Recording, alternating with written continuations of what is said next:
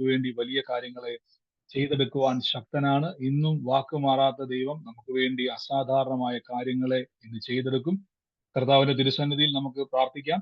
വലിയ പ്രവൃത്തികളാൽ ദൈവം നമ്മളെ നിറയ്ക്കും. നമുക്ക് വിശ്വാസ പ്രഖ്യാപനങ്ങളെ ദൈവത്തിന്റെ തിരുസന്നിധിയിൽ ഏറ്റുപറഞ്ഞ് പ്രാർത്ഥിക്കാം. ദൈവം നമ്മളെ ഓരോരുത്തരെയും ശക്തീകരിക്കുമാറാകട്ടെ. എല്ലാവരും വിശ്വാസ പ്രഖ്യാപനങ്ങൾ ഏറ്റുപറയുമ്പോൾ നിങ്ങളായിരിക്കുന്ന സ്ഥലത്ത് നിന്നുകൊണ്ട് പറയണം.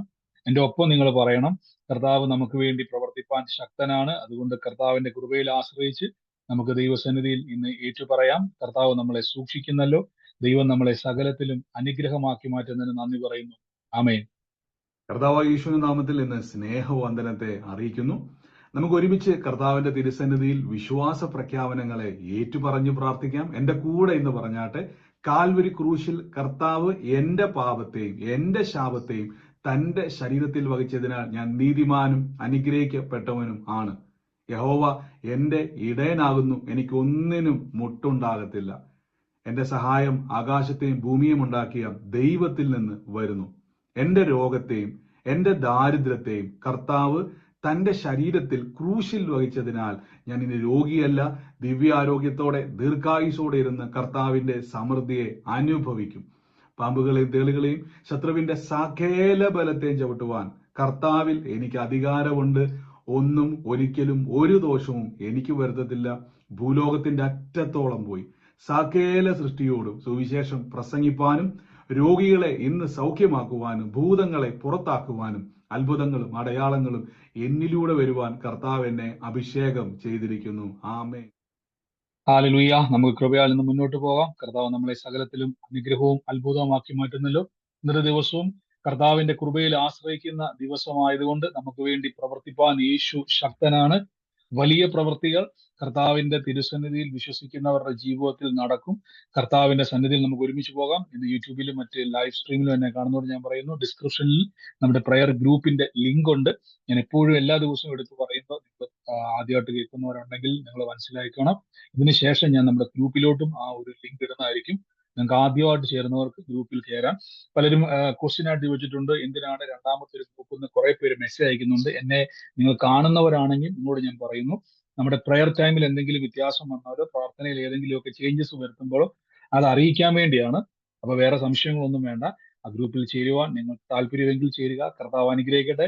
നമുക്ക് ഒരുമിച്ച് ഇന്ന് പ്രാർത്ഥനയോടെ തന്നെ കർത്താവിന്റെ തിരുസന്നിധിയിൽ മുന്നോട്ട് പോകാം. ഓരോ ദിവസവും കർത്താവ് നമുക്ക് തിരുവചനത്തിലൂടെയും പരിശുദ്ധാത്മാവിന്റെ പ്രവൃത്തികളിലൂടെയും തന്റെ അത്ഭുതങ്ങളിലൂടെയും കർത്താവിന്റെ കൃപയിൽ കേൾക്കുന്ന വചനങ്ങളെ ദൈവം നമ്മുടെ നടുവിൽ ഉറപ്പിച്ചു പോരുന്നു. ഇന്നും കർത്താവ് ഉറപ്പിക്കും. കർത്താവ് നമ്മളെ സഹായിക്കുമാറാകട്ടെ. നമുക്ക് ഇന്ന് പ്രാർത്ഥിക്കാം. കഴിഞ്ഞ ദിവസങ്ങളിൽ കേട്ട വചന ഭാഗങ്ങൾ ആർക്കെങ്കിലും ഓർമ്മയുണ്ടോ? വചന ഭാഗം എന്ന് പറഞ്ഞാൽ എന്തിനെ പറ്റിയാണ് നാം ചിന്തിച്ചതെന്നുള്ളത് പറഞ്ഞാൽ മതി. നിങ്ങൾ വാക്യമല്ല ഞാൻ ചോദിക്കുന്നത്. എന്തായിരുന്നു നമ്മുടെ ചിന്താ വിഷയം എന്നുള്ളത് ആർക്കെങ്കിലും ഓർമ്മയുണ്ടെങ്കിൽ ഒന്ന് പറഞ്ഞാട്ടെ. രണ്ടുതരം പ്രാർത്ഥന, രണ്ടുതരം പ്രാർത്ഥന, രണ്ടുതരം പ്രാർത്ഥനകൾ, ആത്മാവോടുള്ള പ്രാർത്ഥന. ആമേൻ. നമ്മൾ രണ്ട് തരം പ്രാർത്ഥനകളെ പറ്റി കേട്ടു. ഒന്ന് ആത്മാവിൽ പ്രാർത്ഥിക്കുക, രണ്ട് തിരിച്ചറിവിൽ അഥവാ ബുദ്ധിയിൽ ദൈവത്തിന്റെ വചനത്തിലുള്ള അറിവിൽ പ്രാർത്ഥിക്കുക. നിങ്ങൾക്ക് അത് വ്യക്തമായി മനസ്സിലാക്കിയെന്ന് ഞാൻ വിശ്വസിക്കുന്നു. കർത്താവ് നിങ്ങൾക്ക് ആ തിരിച്ചറിവിൽ പ്രാർത്ഥിക്കാൻ കൃപ തരട്ടെ. കർത്താവിന്റെ കൃപയാൽ ആ വചനത്തിലൂടെ നിങ്ങളത് വീണ്ടും വീണ്ടും വചനങ്ങൾ മനസ്സിലായില്ലെങ്കിൽ വീണ്ടും വീണ്ടും ആ വചനങ്ങൾ കേൾക്കുക. കർത്താവ് നിങ്ങളെ കൂടുതൽ അതിനോട് നിങ്ങൾക്ക് എബിലിറ്റി തരും. അപ്പൊ ഞാൻ ആദ്യം തന്നെ പറഞ്ഞതുപോലെ ഇതൊരു നാച്ചുറൽ ലൈഫ് അല്ല. വിശ്വാസ ജീവിതം എന്ന് പറഞ്ഞാൽ എങ്ങനെയും ഒക്കെ ജീവിച്ചു പോകുന്ന പരിപാടിയല്ല. കർത്താവ് പറഞ്ഞതുപോലെ തന്നെ ജീവനിൽ വാഴുന്ന പരിപാടിയാണ്. നാം ലോകത്തിന്റെ വെളിച്ചമാണ്, ലോകത്തിന്റെ ഉപ്പാണ്. ആമേൻ. ഇന്നത്തെ അനുഗ്രഹത്തിനായിട്ട് ഞാൻ വേഗത്തിൽ ഒരു വാക്യം ഒന്ന് വായിക്കാം. കർത്താവ് നമ്മളെ സൂക്ഷിക്കുന്നല്ലോ. അതിനായിട്ട് നമുക്ക് ലൂക്കോസ് ലീഹായുടെ സുവിശേഷം, നമ്മൾ ഈ ദിവസങ്ങളിൽ ലൂക്കോസ് ലീഹായുടെ സുവിശേഷമാണ് ആരംഭിച്ചിരിക്കുന്നത്. ചിലപ്പോൾ ഇതിൻ്റെ അകത്ത് ചേഞ്ചസ് വരാം. നമ്മൾ തുടർമാനമായിട്ട് നിങ്ങൾ ബൈബിൾ വായിക്കണം. തുടർമാനമായിട്ട് നിങ്ങൾ വചനങ്ങൾ വായിക്കണം. എന്നോടൊപ്പം തന്നെ ലൂക്കോസ് ലീഹായുടെ സുവിശേഷം രണ്ടാമത്തെ മൂന്നാമത്തെ തവണയാണ് നമ്മൾ വീണ്ടും പുതിയ നിയമത്തിലൂടെ ഇങ്ങനെ യാത്ര തുടങ്ങുന്നത്. ഇടയ്ക്ക് ചിലപ്പം കർത്താവ് മറ്റേതെങ്കിലുമൊക്കെ വാക്യത്തിലേക്ക് മാറാനും ചില വാക്യത്തിൽ നിന്നൊക്കെ ചിന്തിപ്പിക്കുവാൻ ഇടയായിത്തീരും. എങ്കിലും ഈ ദിവസങ്ങളിൽ നമ്മൾ ലൂക്കോസ് ലീഹായുടെ സുവിശേഷത്തിൽ നിന്നാണ് കേൾക്കാൻ വേണ്ടി പോകുന്നത്. അതിനായിട്ട് ഞാനൊരു വാക്യം എടുക്കാം. 4-ാം അധ്യായത്തിന്റെ 14-ാമത്തെ വാക്യത്തിലാണ് ഇങ്ങനെ പറഞ്ഞിരിക്കുന്നത്. യേശു കർത്താവിനെ പറ്റി പറയുകയാണ്. യേശു ആത്മാവിന്റെ ശക്തിയോടെ, അല്ലെങ്കിൽ യേശു കർത്താവ് ആത്മാവിന്റെ ശക്തിയോടെ ഗലീലയ്ക്ക് മടങ്ങിച്ചെന്നും അവന്റെ ശ്രുതി ചുറ്റുമുള്ള നാട്ടിലൊക്കെയും പരന്നു എന്ന് വചനം പറയുന്നു. ഞാൻ ഈ രാവിലെ ഇന്ന് പ്രാർത്ഥിച്ചുകൊണ്ടിരിക്കുന്ന സമയത്ത് രണ്ട് വ്യക്തികൾക്ക് വേണ്ടി പ്രാർത്ഥിക്കുവാൻ പരിശുദ്ധാത്മാവ് എൻ്റെ ഉള്ളിൽ ഒരു നിർബന്ധം തന്നു. ഒന്ന് ജിമ്മി എന്ന് പറയുന്ന ഒരു വ്യക്തിക്ക് വേണ്ടി പ്രാർത്ഥിക്കുവാനും, അതോടൊപ്പം തന്നെ മറ്റൊരു വ്യക്തി ലിജോ എന്ന് പറയുന്ന ഒരു മകൻ, ആ മകന് വേണ്ടി പ്രാർത്ഥിക്കുവാനും കർത്താവ് എനിക്ക് വ്യക്തമായ രണ്ട് നിയോഗങ്ങൾ തന്നു. മകനാണ്, സഹോദരനല്ല.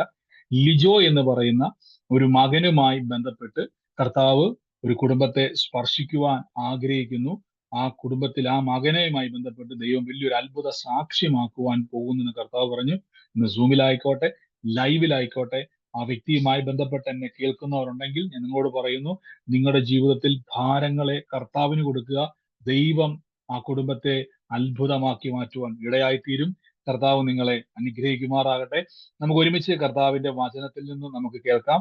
വലിയ പ്രവൃത്തിയാൽ കർത്താവ് നമ്മളെ സഹായിക്കട്ടെ. ഇന്ന് ഈ വചനം പറയുന്ന സമയത്ത് ഇങ്ങനെ പറഞ്ഞേക്കുന്നത്, യേശു ക്രിസ്തു ആത്മാവിന്റെ ശക്തിയോടെ ഗലീലയിൽ മടങ്ങിച്ചെന്ന് കർത്താവിന്റെ ശ്രുതി നാട്ടിലൊക്കെയും പരന്നു. ഇനി ശ്രദ്ധിച്ചോണം, യേശു ആത്മാവിന്റെ ശക്തിയോടെ, ഇവിടെ നമ്മൾ ഇന്ന് കേൾക്കുവാൻ പോകുന്ന വചന ചിന്ത മറ്റൊന്നുമല്ല, ആത്മാവിന്റെ ശക്തി. ഹല്ലേലൂയ.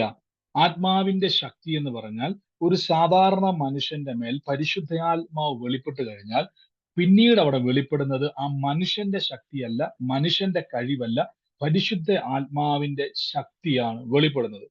എന്നാൽ പലപ്പോഴും പരിശുദ്ധാത്മാവിന്റെ ശക്തിയെ വെളിപ്പെടേണ്ട സ്ഥാനങ്ങളിൽ പലരുടെയും ജീവിതത്തിൽ പരിശുദ്ധാത്മാവിന്റെ ശക്തിയെ കാണാൻ പറ്റുന്നില്ല. നമ്മൾ പലപ്പോഴും പാട്ടൊക്കെ പാടും അല്ലെ, പരിശുദ്ധാത്മാവെ ശക്തി ഇറങ്ങണം എന്നൊക്കെ ഉള്ള പാട്ടൊക്കെ നമ്മൾ പാടാറുണ്ടെങ്കിൽ പോലും, അങ്ങനെയുള്ള പാട്ടുകൾ നമ്മൾ കേൾക്കാറുണ്ടെങ്കിൽ പോലും നമുക്ക് എന്തുകൊണ്ട് പരിശുദ്ധാത്മാവിന്റെ ശക്തി അനുഭവിക്കുവാൻ കഴിയുന്നില്ല? അനുഭവിക്കുന്നവരുണ്ട്. ഇനി അനുഭവിക്കാൻ പറ്റാത്ത എന്നെ കേൾക്കുന്ന ഭാരപ്പെട്ടിരിക്കുന്ന ആരെങ്കിലും ഉണ്ടെങ്കിൽ ഇന്ന് ശ്രദ്ധിച്ചോണം. ഇവിടെ ഈ വചനം പറയുന്നു, യേശു ക്രിസ്തു ആത്മാവിന്റെ ശക്തിയോടെ, ഹല്ലേലൂയ, ഗലീലയ്ക്ക് മടങ്ങിച്ചെന്നു അവന്റെ ശ്രുതി ചുറ്റുമുള്ള പട്ടണത്തിലൊക്കെയും പരന്നു. അപ്പൊ പരിശുദ്ധാത്മാവ് ഒരു വ്യക്തിയുടെ മേൽ വെളിപ്പെട്ടാൽ പിന്നെ നിങ്ങൾക്ക് ഒതുങ്ങിയിരിക്കാൻ പറ്റത്തില്ല. നിങ്ങൾക്ക് എത്ര ശ്രമിച്ചാലും നിങ്ങൾക്ക് ഹൈഡ് ചെയ്തിരിക്കാൻ പറ്റത്തില്ല. ഇന്ന് ഈ കൂട്ടായ്മയിലേക്ക് നിങ്ങൾ ഇത്രയും ആളുകൾ പങ്കെടുക്കുന്നതിന്റെ കാരണം പരിശുദ്ധ ആത്മാവ് നിങ്ങളെ ആകർഷിക്കുന്നത് കൊണ്ടാണ്. അല്ലാതെ ഞാൻ ഈ കോർഡിനേറ്റ് ചെയ്യുന്ന വ്യക്തിയോ അല്ലെങ്കിൽ ഇതിന്റെ പിന്നിൽ നിൽക്കുന്ന മറ്റാരുമല്ല. ആരെങ്കിലും നിർബന്ധിച്ചിട്ടല്ല നിങ്ങൾ ഇവിടെ വരുന്നത്. നിങ്ങൾ പോലും അറിയാതെ പരിശുദ്ധ ആത്മാവ് നിങ്ങളെ ആകർഷിക്കുന്നുണ്ട് ഈ വചനം കേൾക്കുവാൻ. എന്തിനാണ് പരിശുദ്ധാത്മാവ് നമ്മെ ആകർഷിക്കുന്നത് ചോദിച്ചു കഴിഞ്ഞാൽ, ദൈവത്തിൽ നിങ്ങൾ ജീവിക്കുന്നവരാകാൻ വേണ്ടി. ഇവിടെ കർത്താവ് ആത്മാവിന്റെ ശക്തിയോടെ ഗലീലയ്ക്ക് മടങ്ങിച്ചെന്നു. ഞാൻ കുറച്ച് വാക്യങ്ങൾ താഴേക്ക് വായിക്കാം. ഈ അധ്യായത്തിൽ തന്നെയുള്ള വാക്യങ്ങളാണ്. അപ്പൊ നിങ്ങൾക്ക് കുറച്ചും കൂടെ ഒന്ന് മനസ്സിലാകുവാൻ ഇടയായിത്തീരും. ഇതേ അധ്യായത്തിൽ തന്നെ താഴേക്ക് വരുമ്പോൾ തന്നെ അതിന്റെ 36 വാക്യത്തിലേക്ക് ഞാൻ വരാം. ലൂക്കോസ്ലീഹായുടെ സുവിശേഷം 4 അധ്യായത്തിന്റെ 36 വാക്യത്തിലേക്ക് വരുന്ന സമയത്ത് അവിടെ ഇങ്ങനെ കൊടുത്തിരിക്കുന്നത്, എല്ലാവരും വിസ്മയമുണ്ടായി. ഈ വചനം എന്ത്? അധികാരത്തോടും ശക്തിയോടും കൂടെ യേശു അശുദ്ധാത്മാക്കളോട് കൽപ്പിക്കുന്നു, അപ്പൊ പുറപ്പെട്ടു പോകുന്നു എന്ന് തമ്മിൽ തമ്മിൽ പറഞ്ഞുകൊണ്ടേയിരുന്നു. അപ്പൊ തുടങ്ങിയത് എവിടുന്നാണ്? യേശു ക്രിസ്തു പരിശുദ്ധ ആത്മാവിന്റെ ശക്തിയോടെ പുറപ്പെട്ടു. ഇവിടെ രണ്ടാമത് പറയുന്നു, കർത്താവ് പറഞ്ഞ വചനം അധികാരത്തോടും ശക്തിയോടും കൂടെ അവൻ അശുദ്ധാത്മാക്കളോട് കൽപ്പിക്കുന്നു. അവ പുറപ്പെട്ടു പോകുന്നു. മറ്റൊരു ഭാഗത്ത് പറയുന്നു, അവ അനുസരിക്കുന്നു. ആമേൻ. അപ്പൊ പിശാചുക്കൾ അനുസരിക്കുന്നതിന്റെ പിന്നിലെ കാരണം പിശാചുക്കളെക്കാൾ ശക്തനായ പരിശുദ്ധാത്മാവിന്റെ നിറവ് വെളിപ്പെട്ടിരിക്കുകയാണ്. ഹല്ലേലൂയ.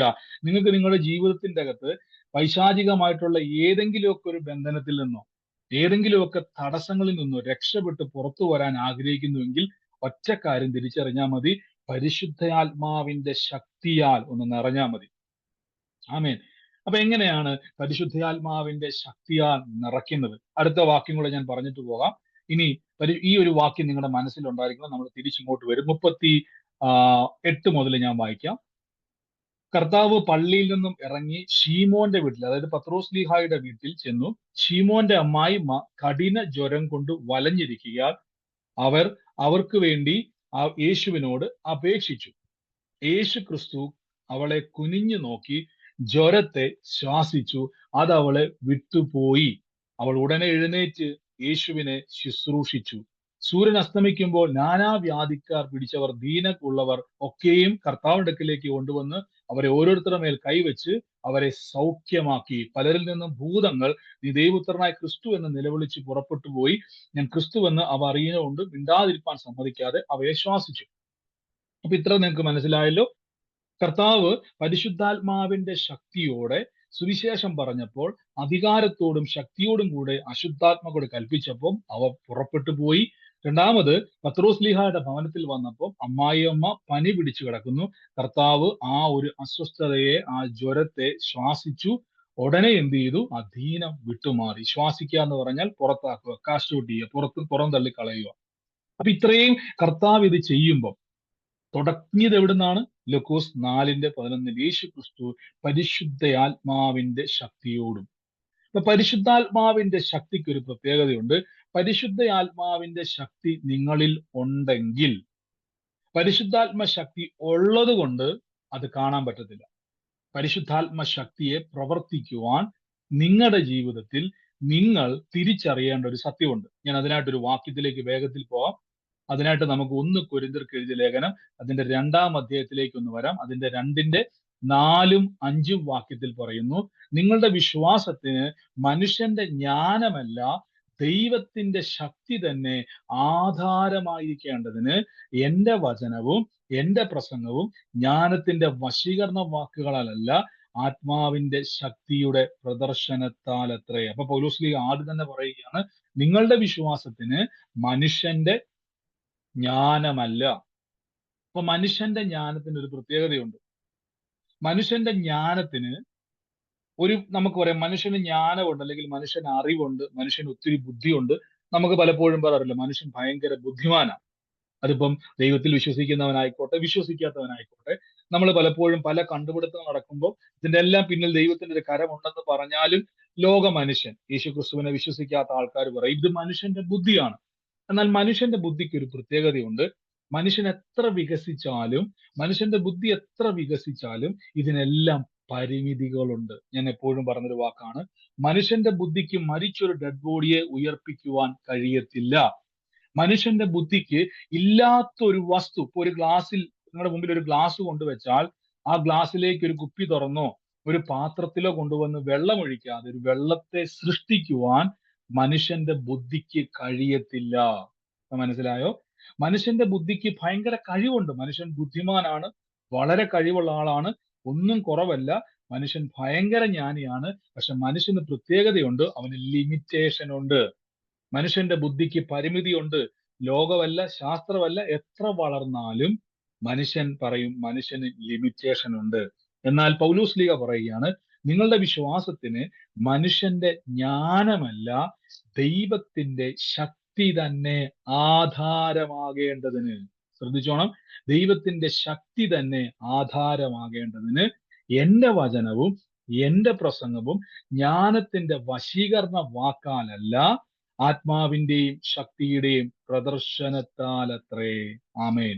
ശ്രദ്ധിച്ചോണം, പൗലോസ്ലീഹ പറയുകയാണ്, ഞാൻ നിങ്ങളെ വശീകരിക്കുന്നത്. അതായത് പലരും ചിന്തിച്ചാണ്, അല്ലെങ്കിൽ ആ കാലഘട്ടത്തിൽ ആൾക്കാർ പറഞ്ഞാണ്, പൗലോസ് എന്തൊക്കെയോ പറഞ്ഞ് ആൾക്കാരെ മയക്കിയെടുക്കുക, പൗലോസ് എന്തൊക്കെയോ പറഞ്ഞ് ആൾക്കാരെ കസ്റ്റഡിയിൽ എടുക്കുക എന്ന് പറഞ്ഞപ്പം അവിടെ പൗലോസ്ലീഹ പറയുകയാണ്, നിങ്ങളുടെ വിശ്വാസത്തിന് മനുഷ്യന്റെ ജ്ഞാനമല്ല ദൈവത്തിന്റെ ശക്തി തന്നെയാണ് ആധാരം. ഹല്ലേലൂയ. എന്നിട്ട് പറയുകയാണ്, ഞാൻ എന്റെ പ്രസംഗവും എന്റെ വചനവും വശീകരണ വാക്കല്ല, ജ്ഞാനം കൊണ്ട് ഞാൻ നിങ്ങളെ വശീകരിക്കുകയല്ല, പിന്നെയോ ആത്മാവിന്റെ ശക്തിയുടെ പ്രദർശനം വെളിപ്പെടുകയാണ്. അപ്പൊ ഓരോ വിശ്വാസിയുടെയും ജീവിതത്തിൽ എവിടെയാണ് നമ്മുടെ ജീവിതത്തിൽ പരിശുദ്ധാത്മാവിന്റെ പ്രവൃത്തികളെ ബ്ലോക്ക് ചെയ്യുന്ന ചോദിച്ചു കഴിഞ്ഞാൽ, എവിടെയാണോ മനുഷ്യന്റെ ജ്ഞാനത്തെ നിങ്ങൾ ഉപയോഗിക്കുന്നത്. അപ്പൊ നിങ്ങൾ പറയും, ബ്രദറെ എനിക്ക് ക്ലിയർ ആകുന്നില്ല, മനുഷ്യന്റെ ജ്ഞാനവും ദൈവത്തിന്റെ ശക്തിയും എന്താണ് ഈ ഉദ്ദേശിക്കുന്നത്? ഇപ്പൊ ഉദാഹരണമായിട്ട് പറയാം, നിങ്ങൾ ഈ കൂട്ടായ്മയിൽ വരുന്ന സമയത്ത് ഞാൻ എപ്പോഴും പറയുന്ന ഒരു വാക്കുണ്ട്, നിങ്ങൾ വചനം കേൾക്കണം. എന്നോട് ഇത് സംസാരിച്ചുകൊണ്ടിരിക്കും തന്നെ പരിശുദ്ധാത്മാവ് ഉള്ളിൽ ഇങ്ങനെ പറയുന്നു, ഒരു വീടാണ് എൻ്റെ ഹൃദയത്തിൽ കർത്താവ് വെളിപ്പെടുത്തുന്നത്. ആ വീടിന്റെ തൊട്ടുവാതുക്കലായിട്ട് തന്നെ വലിയൊരു പ്ലാവ് നിൽക്കുന്നുണ്ട്. ആ ഒരു വീട് ഞാൻ കാണുന്നുണ്ട്. വീടിന്റെ മുമ്പിൽ തന്നെ ലെഫ്റ്റ് സൈഡിലായിട്ടാണ്, ആ വീടിന്റെ വാതിലിന്റെ നിൽക്കുവാണെങ്കിൽ തന്നെ ഇടതുവശത്തായിട്ട് തന്നെ ഒരു പ്ലാവ് നിൽക്കുന്ന ഒരു കാഴ്ച ഞാൻ കാണുന്നു. ആ വീടിന്റെ അകത്ത് മേഴ്സി എന്ന് പറയുന്ന ഒരു വ്യക്തിയെ കർത്താവ് എന്നെ കാണിക്കുന്നു. ആ വീടിന്റെ അകത്ത് മേഴ്സി എന്ന് പറയുന്ന ഒരു വ്യക്തി ഇരിക്കുന്നു. വീടിന്റെ പുറത്ത് തന്നെ ഇറങ്ങി വരുമ്പോൾ ലെഫ്റ്റ് സൈഡിലായിട്ട് ഒരു പ്ലാവ് നിൽക്കുന്നത് ഞാൻ കാണുന്നു. ആ ഭവനത്തിലോട്ട് വരുമ്പോൾ മേഴ്സി എന്ന് പറയുന്ന ഒരു വ്യക്തിയെ കർത്താവ് എന്ന് പറയുന്ന കുടുംബവുമായിട്ട് ബന്ധപ്പെട്ട് ആ കുടുംബത്തിന്റെ അകത്ത് കർത്താവ് ചിലതിനെ തൊടുകയാണ് യേശുവിന്റെ നാമത്തിൽ. അതോടൊപ്പം തന്നെ ഒരു അനീഷിനെ ദൈവാത്മാവ് സ്പർശിക്കുകയാണ്. യേശുവിന്റെ നാമത്തിൽ അനുഗ്രഹിക്കുന്നു. ഇന്ന് ലൈവിലായിക്കോട്ടെ, സൂമിലായിക്കോട്ടെ, നിങ്ങളുമായിട്ട് അത് ബന്ധപ്പെട്ടതെങ്കിൽ യേശുവിന്റെ നാമത്തിൽ എടുത്ത് ആ കുടുംബത്തിന്റെ മേൽ ദൈവത്തിന്റെ രക്ഷാ പദ്ധതിയെ കർത്താവ് തുറക്കുകയാണ്. യേശുവിന്റെ നാമത്തിൽ ഇത് അനുഗ്രഹിക്കുന്നു. കർത്താവ് അതിന്റെ മേൽ അത്ഭുതം ചെയ്തതിന് നന്ദി പറയുന്നു. യേശുവിന്റെ നാമത്തിൽ തന്നെ ആമേൻ. ഹല്ലേലൂയ. കർത്താവ് നിങ്ങളെ സഹായിക്കട്ടെ. വലിയ പ്രവൃത്തികളാൽ കർത്താവ് നമ്മളെ നിറയ്ക്കുന്നല്ലോ. വലിയ പ്രവൃത്തികളാൽ ദൈവം നമ്മളെ സഹായിക്കുന്നല്ലോ. അപ്പൊ ഇവിടെ ശ്രദ്ധിച്ചോണം, മനുഷ്യന്റെ ജ്ഞാനം. ഈ ദിവസങ്ങളിൽ നിങ്ങൾ ഈ കൂട്ടായ്മയ്ക്ക് വന്ന് നിൽക്കുന്നവരാണ്. നിങ്ങൾ പ്രാർത്ഥിക്കുന്ന സമയത്ത് ചേർക്കേണ്ട ഒരു വാചകം ഞാൻ പറഞ്ഞുതരാം. ആദ്യം പറയണം, മരിച്ചവരെ ഉയർപ്പിക്കുകയും ഇല്ലാത്തതിനെ ഉള്ളതുപോലെ വിളിച്ചു വരുത്തുന്ന എന്റെ ദൈവം എന്ന് പറഞ്ഞിട്ട് വേണം പ്രാർത്ഥന ആരംഭിക്കാൻ. അതായത് നിങ്ങളുടെ ബുദ്ധിയിലേക്ക്, നിങ്ങളുടെ ബ്രെയിനിലേക്ക്, നിങ്ങളുടെ ചിന്തയിലേക്ക്, നിങ്ങളുടെ മനസ്സിലേക്ക് നിങ്ങൾ ആദ്യം കൊടുക്കേണ്ടത് എന്റെ വിശ്വാസത്തിന്റെ അടിസ്ഥാനം ബുദ്ധിക്കപ്പുറമാണ്. ഇപ്പൊ മനസ്സിലായോ? റീത്ത സഹോദരി ആ വാക്യം ഇട്ടിട്ടുണ്ട്, റോമാലേഖനം 4:17. ശ്രദ്ധിച്ചോണം, നമ്മൾ എപ്പോഴും പ്രാർത്ഥിക്കുമ്പോൾ നമ്മൾ അറിയാതെ നമ്മുടെ ബുദ്ധി കയറി വരും. ഈ ബുദ്ധിക്ക് എന്താ കുഴപ്പമെന്നറിയാവോ? ബുദ്ധിയുടെ പ്രത്യേകത എന്ന് പറഞ്ഞാൽ ഭയങ്കര ബുദ്ധിയാ. നമുക്ക് ഭയങ്കര ബുദ്ധിയാ. നമ്മൾ ചില്ലറക്കാരൊന്നും അല്ല. നമുക്ക് ഭയങ്കര ബുദ്ധിയാണ്. നമ്മളിരിക്കുന്ന ആൻഡ്രോയിഡ് ഫോൺ ഉൾപ്പെടെ, ഇന്ന് നമ്മൾ ഈ സംസാരിക്കുന്ന പ്ലാറ്റ്ഫോം ഉൾപ്പെടെ മനുഷ്യൻ കണ്ടുപിടിച്ചതാ. കമ്പ്യൂട്ടറും എല്ലാം മനുഷ്യന്റെ കണ്ടുപിടുത്തമാണ്. ഈ കാണുന്ന എയറോപ്ലെയിനും എല്ലാം മനുഷ്യൻ കണ്ടുപിടിച്ച് ബുദ്ധിമാനാ മനുഷ്യൻ. പക്ഷെ ഈ ബുദ്ധിക്ക് പരിമിതി ഉണ്ടെന്നാ ഞാൻ പറഞ്ഞു. ഇതിന് കൊള്ളത്തില്ലെന്നല്ല ഞാൻ പറഞ്ഞത്, ഇതിനെല്ലാം പരിമിതിയുണ്ട്. ഇതെല്ലാം ദൈവത്തിൽ നിന്നാന്ന് പറഞ്ഞാലും ചിലർ അംഗീകരിക്കത്തില്ല. ഞാൻ അവരോടാ പറയുന്നത്, ഇതെല്ലാത്തിനും പരിമിതിയുണ്ട്. ഒരു വ്യക്തി പ്രാർത്ഥിക്കാനിരിക്കുമ്പോൾ നമുക്ക് ബുദ്ധി ഉള്ളത് കൊണ്ട് ഈ ബുദ്ധി പൊങ്ങി വരും. നമ്മൾ പോലും അറിയാതെ ബുദ്ധി പൊങ്ങി വരുമ്പോൾ അപ്പോസ്തലനായ പൗലോസ് പറയുകയാണ്, നിങ്ങളുടെ വിശ്വാസത്തിന് മനുഷ്യന്റെ ജ്ഞാനമല്ല ദൈവത്തിന്റെ ശക്തിയാണ് ആധാരം. അതിന്റെ അർത്ഥം, ഈ ദിവസങ്ങളിൽ നിങ്ങൾ പ്രയാസപ്പെടുന്ന സകല ഭാരപ്പെടുന്ന വിഷയത്തോട് ഞാൻ പറയുന്നു, ഈ വചനം ഒന്ന് പറഞ്ഞു നോക്കിക്കേ. മരിച്ചവരെ ഉയർപ്പിക്കുകയും ഇല്ലാത്തതിനെ ഉള്ളതുപോലെ വിളിച്ചു വരുത്തുന്ന എന്റെ ദൈവം എന്ന് പറഞ്ഞുകൊണ്ട് വേണം പ്രാർത്ഥിക്കാൻ. അപ്പൊ നമ്മുടെ മനസ്സിലേക്ക് ഒരു ചിത്രം വരും, ബുദ്ധിക്കപ്പുറമായ കാര്യങ്ങളെ ചെയ്യുന്ന ഒരു ദൈവസന്നിധിയിലാണ് ഞാൻ നിൽക്കുന്നത്. നമ്മുടെ മനസ്സിലേക്ക് ഒരു ബോധ്യവും കൊണ്ടുവരും. ലൂക്കോസ് ലീഹായുടെ സുവിശേഷത്തിൽ പറയുന്നു, യേശു ക്രിസ്തു പരിശുദ്ധാത്മാവ് നിറഞ്ഞു അങ്ങോട്ട് ചെന്നു. എല്ലാവരും പള്ളിയിൽ പോകുന്നത് പോലെ കർത്താവും പള്ളിയിൽ പോയി. എല്ലാവരും പള്ളിയിൽ പോയിരിക്കുന്നത് പോലെ കർത്താവും പള്ളിയിൽ പോയിരുന്നു. പക്ഷെ കർത്താവ് പള്ളിയിൽ ചെന്ന് വചനം പറയാൻ തുടങ്ങിയപ്പോൾ ഭൂതങ്ങൾ ഇറങ്ങാൻ തുടങ്ങി. അതുവരെ ആ പള്ളിയിൽ നിന്നുകൊണ്ട് വചനം കേട്ട അമ്മാമയ്ക്ക് അച്ചായൻ ഒരു കുഴപ്പമില്ല. പക്ഷെ യേശു ക്രിസ്തു ആത്മാവിന്റെ ശക്തിയിൽ വചനം പറയാൻ തുടങ്ങിയപ്പം പിശാചുക്കൾ ഇളകാൻ തുടങ്ങി. ഈ ദിവസങ്ങളിൽ കുടുംബത്തിന്റെ അകത്ത് ഇതുവരെ ഇല്ലാത്ത ഏതെങ്കിലുമൊക്കെ ഒരു ബഹളവും ഏതെങ്കിലുമൊക്കെ ഒരു വിഷയം ഉണ്ടാകുന്നുണ്ടെങ്കിൽ ഉടനെ പറയരുത്, ബ്രദറെ ഞാൻ പ്രാർത്ഥിക്കാൻ തുടങ്ങിയപ്പോൾ മുതൽ വീട്ടിൽ ഭയങ്കര വിഷയമാണെന്ന് ആരെങ്കിലും പറയാൻ നിൽക്കുന്നുണ്ടെങ്കിൽ നിങ്ങളോട് ഞാൻ പറയുന്നു, മറ്റൊന്നുമല്ല, നിങ്ങൾ വചനം കേൾക്കാൻ തുടങ്ങിയപ്പോൾ, വചനം പറയാൻ തുടങ്ങിയപ്പോൾ മറഞ്ഞിരിക്കുന്ന ദുരാത്മാക്കളെ ഇളകാൻ തുടങ്ങിയതാ. അപ്പൊ നിങ്ങൾ എന്നാ ചെയ്യുന്നറിയാവോ? നിങ്ങൾ ഉടനെ കരയാൻ തുടങ്ങി, എന്റെ ബ്രദറെ ഇത്രയും നാളൊരു കുഴപ്പമില്ലായിരുന്നു, ഞാൻ ആ വചനം പറയാൻ തുടങ്ങിയപ്പോൾ ഒരു വീട്ടിൽ ഭയങ്കര വിഷയവാ.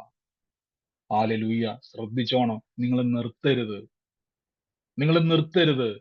വചനം പറഞ്ഞുകൊണ്ടിരുന്നാൽ ആ ഇളകിയ സകല ദുരാത്മാക്കളും കുടുംബത്തിൽ നിന്ന് വിട്ടുമാറിയിട്ട് ഇതുവരെ ഇല്ലാത്ത സമാധാനത്തോടെ ഭാര്യയും മക്കളും ഭർത്താവും ഒക്കെ ഒരുമിച്ച് ജീവിക്കുന്ന ഒരു തലം ഓപ്പൺ ആകാൻ പോവുക. മനസ്സിലാകുന്നുണ്ടോ? നിങ്ങളോടാ ഞാൻ ഈ പറയുന്നത്, ശ്രദ്ധിച്ചിരുന്നോണം. നിങ്ങളോട് ഞാൻ പറയുകയാണ്, ഈ ദിവസങ്ങളിൽ വചനം പറയുമ്പോൾ ചിലത് ഇളകും, ചിലത് മാറും. ഓ യേശുവിന്റെ നാമത്തിൽ ഇന്ന് പ്രാർത്ഥിച്ചോണം. ദൈവാത്മാവിന്റെ വീണ്ടും ലിജോ എന്ന് പറയുന്ന മകന് വേണ്ടി പ്രാർത്ഥിക്കുവാൻ കർത്താവിന്റെ ഉള്ളിൽ നിർബന്ധം തരുവാൻ, ലിജോയ്ക്ക് വേണ്ടി പ്രാർത്ഥിക്കുവാൻ യേശുവിന്റെ നാമത്തിൽ. കർത്താവ് ഇന്ന് ലിജോയിനെ ദൈവം സ്പർശിക്കുന്നല്ലോ. ലിജോയുടെ ജീവിതത്തിൽ കർത്താവെ വീണ്ടും ഞങ്ങൾ അവനെ അനുഗ്രഹിച്ച് പ്രാർത്ഥിക്കുമ്പോൾ അവന്റെ ജീവിതത്തിന്റെ അകത്ത് കർത്താവിന്റെ നാമത്തിൽ വലിയൊരു എസ്റ്റാബ്ലിഷ്മെന്റ് ഉണ്ടാകട്ടെ. കർത്താവിന്റെ നാമത്തിൽ ഞങ്ങൾ റിലീസ് ചെയ്യുന്ന കർത്താവെ, അത് യേശുവിന്റെ നാമത്തിൽ ആ ഭവനത്തിന്റെ മേൽ വെളിപ്പെടട്ടെ. യേശുവിന്റെ അധികാരമുള്ള നാമത്തിൽ തന്നെ. ആമേൻ. ഹല്ലേലൂയ. അപ്പൊ മനുഷ്യന്റെ ജ്ഞാനം, അതിനൊരു പ്രത്യേകത ഞാൻ പറഞ്ഞല്ലോ, ഇതിനെല്ലാം പരിധിയുണ്ട്. ഇന്ന് നിങ്ങൾ പ്രാർത്ഥിക്കുമ്പോൾ നിങ്ങൾ പോലും പറയാറ് നിങ്ങൾ ബുദ്ധിമാന്മാരായതുകൊണ്ട് ഇത് പൊങ്ങി വരും. ഞാൻ പലപ്പോഴും കർത്താവിന്റെ വചനത്തിൽ നിന്ന് പറയാറുണ്ട്, നിങ്ങൾ ശിശുക്കളെ പോലെ ആകുവിൻ എന്ന് ബൈബിൾ പറഞ്ഞിട്ടുണ്ട്. ശ്രദ്ധിച്ചിട്ടുണ്ടോ? ഞാൻ കഴിഞ്ഞ പ്രാവശ്യം നമ്മൾ എടുത്തായിരുന്നു, ശിശുക്കളെ പോലെ ആകുവിൻ എന്ന് കർത്താവ് പറഞ്ഞതിന്റെ കാരണം എന്നാന്നുള്ളത് കഴിഞ്ഞ ദിവസം എടുത്തു. നിങ്ങൾക്ക് അത് ഓർമ്മയുണ്ടെന്ന് ഞാൻ വിശ്വസിക്കുന്നു. നിങ്ങളത് പ്രാർത്ഥിക്കുക. അപ്പൊ ആ വചനം കേൾക്കാത്തവരുണ്ടെങ്കിൽ യൂട്യൂബിലുണ്ട്, നിങ്ങളത് കേൾക്കുക. അപ്പൊ ശിശുക്കളുടെ പ്രത്യേകത ഞാൻ പറഞ്ഞു. നമ്മുടെ പ്രത്യേകത എന്ന് പറഞ്ഞാൽ നമുക്ക് ഭയങ്കര ബുദ്ധിയാണ്. ഈ ബുദ്ധിക്കകത്തുനിന്നുകൊണ്ട് പ്രാർത്ഥിക്കുമ്പോൾ നമുക്ക് പലതും ഒത്തുവരത്തില്ല. ചിലത് ചോദിക്കാറില്ലേ, ബ്രദറെ അങ്ങനെ ശരിയാണോ? ചിലതൊക്കെ നമ്മൾ ന്യായമൊക്കെ അന്വേഷിച്ച് പോകാറുണ്ട് പല കാര്യത്തിൽ. ഇപ്പം പണ്ടൊരാൾ ഇങ്ങനെ പ്രസംഗിക്കുന്ന കേട്ടു, ഈ മിറക്കിൾ മണി, അതായത് ഒരു മിറക്കിൾ മണി നമ്മൾ പറയാറില്ല, അത്ഭുതകരമായ പൈസ നിങ്ങളുടെ അക്കൗണ്ടിൽ വരും എന്ന് പറയുമ്പോൾ മിറക്കിൾ മണി, ദൈവം അത്ഭുതം ചെയ്യുമെന്ന് പറയുമ്പോൾ ചിലർ അതിനെ വിമർശിച്ച് പറയാറുണ്ട്, കർത്താവ് അങ്ങനെ ഒന്നും ചെയ്യുന്ന ആളൊന്നുമല്ലോ, ഇങ്ങനെ അച്ചടിക്കാത്ത കാശ് നിങ്ങളുടെ പേഴ്സിൽ വരുന്നത്, ഗവൺമെന്റ് അച്ചടിക്കാത്ത പൈസ നിങ്ങളുടെ അക്കൗണ്ടിൽ എങ്ങനെ വരും? കണ്ടോ, നിങ്ങൾ ചിന്തിച്ച് കറക്റ്റ് അല്ലേ? അത് ഗവൺമെന്റ് അച്ചടിക്കുന്നതാണ്, അത് നിയമപ്രകാരം ഗവൺമെന്റ് ആണ് കറൻസികൾ അച്ചടിക്കുന്നത്. ഗവൺമെന്റ് അച്ചടിക്കാത്ത പൈസ നിങ്ങൾക്ക് എങ്ങനെ കിട്ടുമെന്ന് പലപ്പോഴും പലരും ആൾക്കാരും ചോദിക്കും. അപ്പൊ നിങ്ങളൊരു കാര്യം ചോദിച്ചു, കർത്താവ് മീന്റെ വായിക്കകത്തൊന്നും ചതുർദ്രമ പണം എടുക്കുന്ന സമയത്ത്, ഞാൻ പറഞ്ഞത് ആ വാക്ക് കറക്റ്റ് എനിക്ക് അറിയത്തില്ല, പക്ഷെ മീന്റെ വായിക്കകത്തൊന്നും കർത്താവ് ആ നന്മ എടുക്കുന്ന സമയത്ത് അവിടെ ഞാനൊരു ചോദ്യം ചോദിച്ചിട്ട്, പത്രോസ് ലീഗ വന്നിട്ട് പറഞ്ഞു, നമുക്ക് കരവടയ്ക്കാൻ കാശില്ല.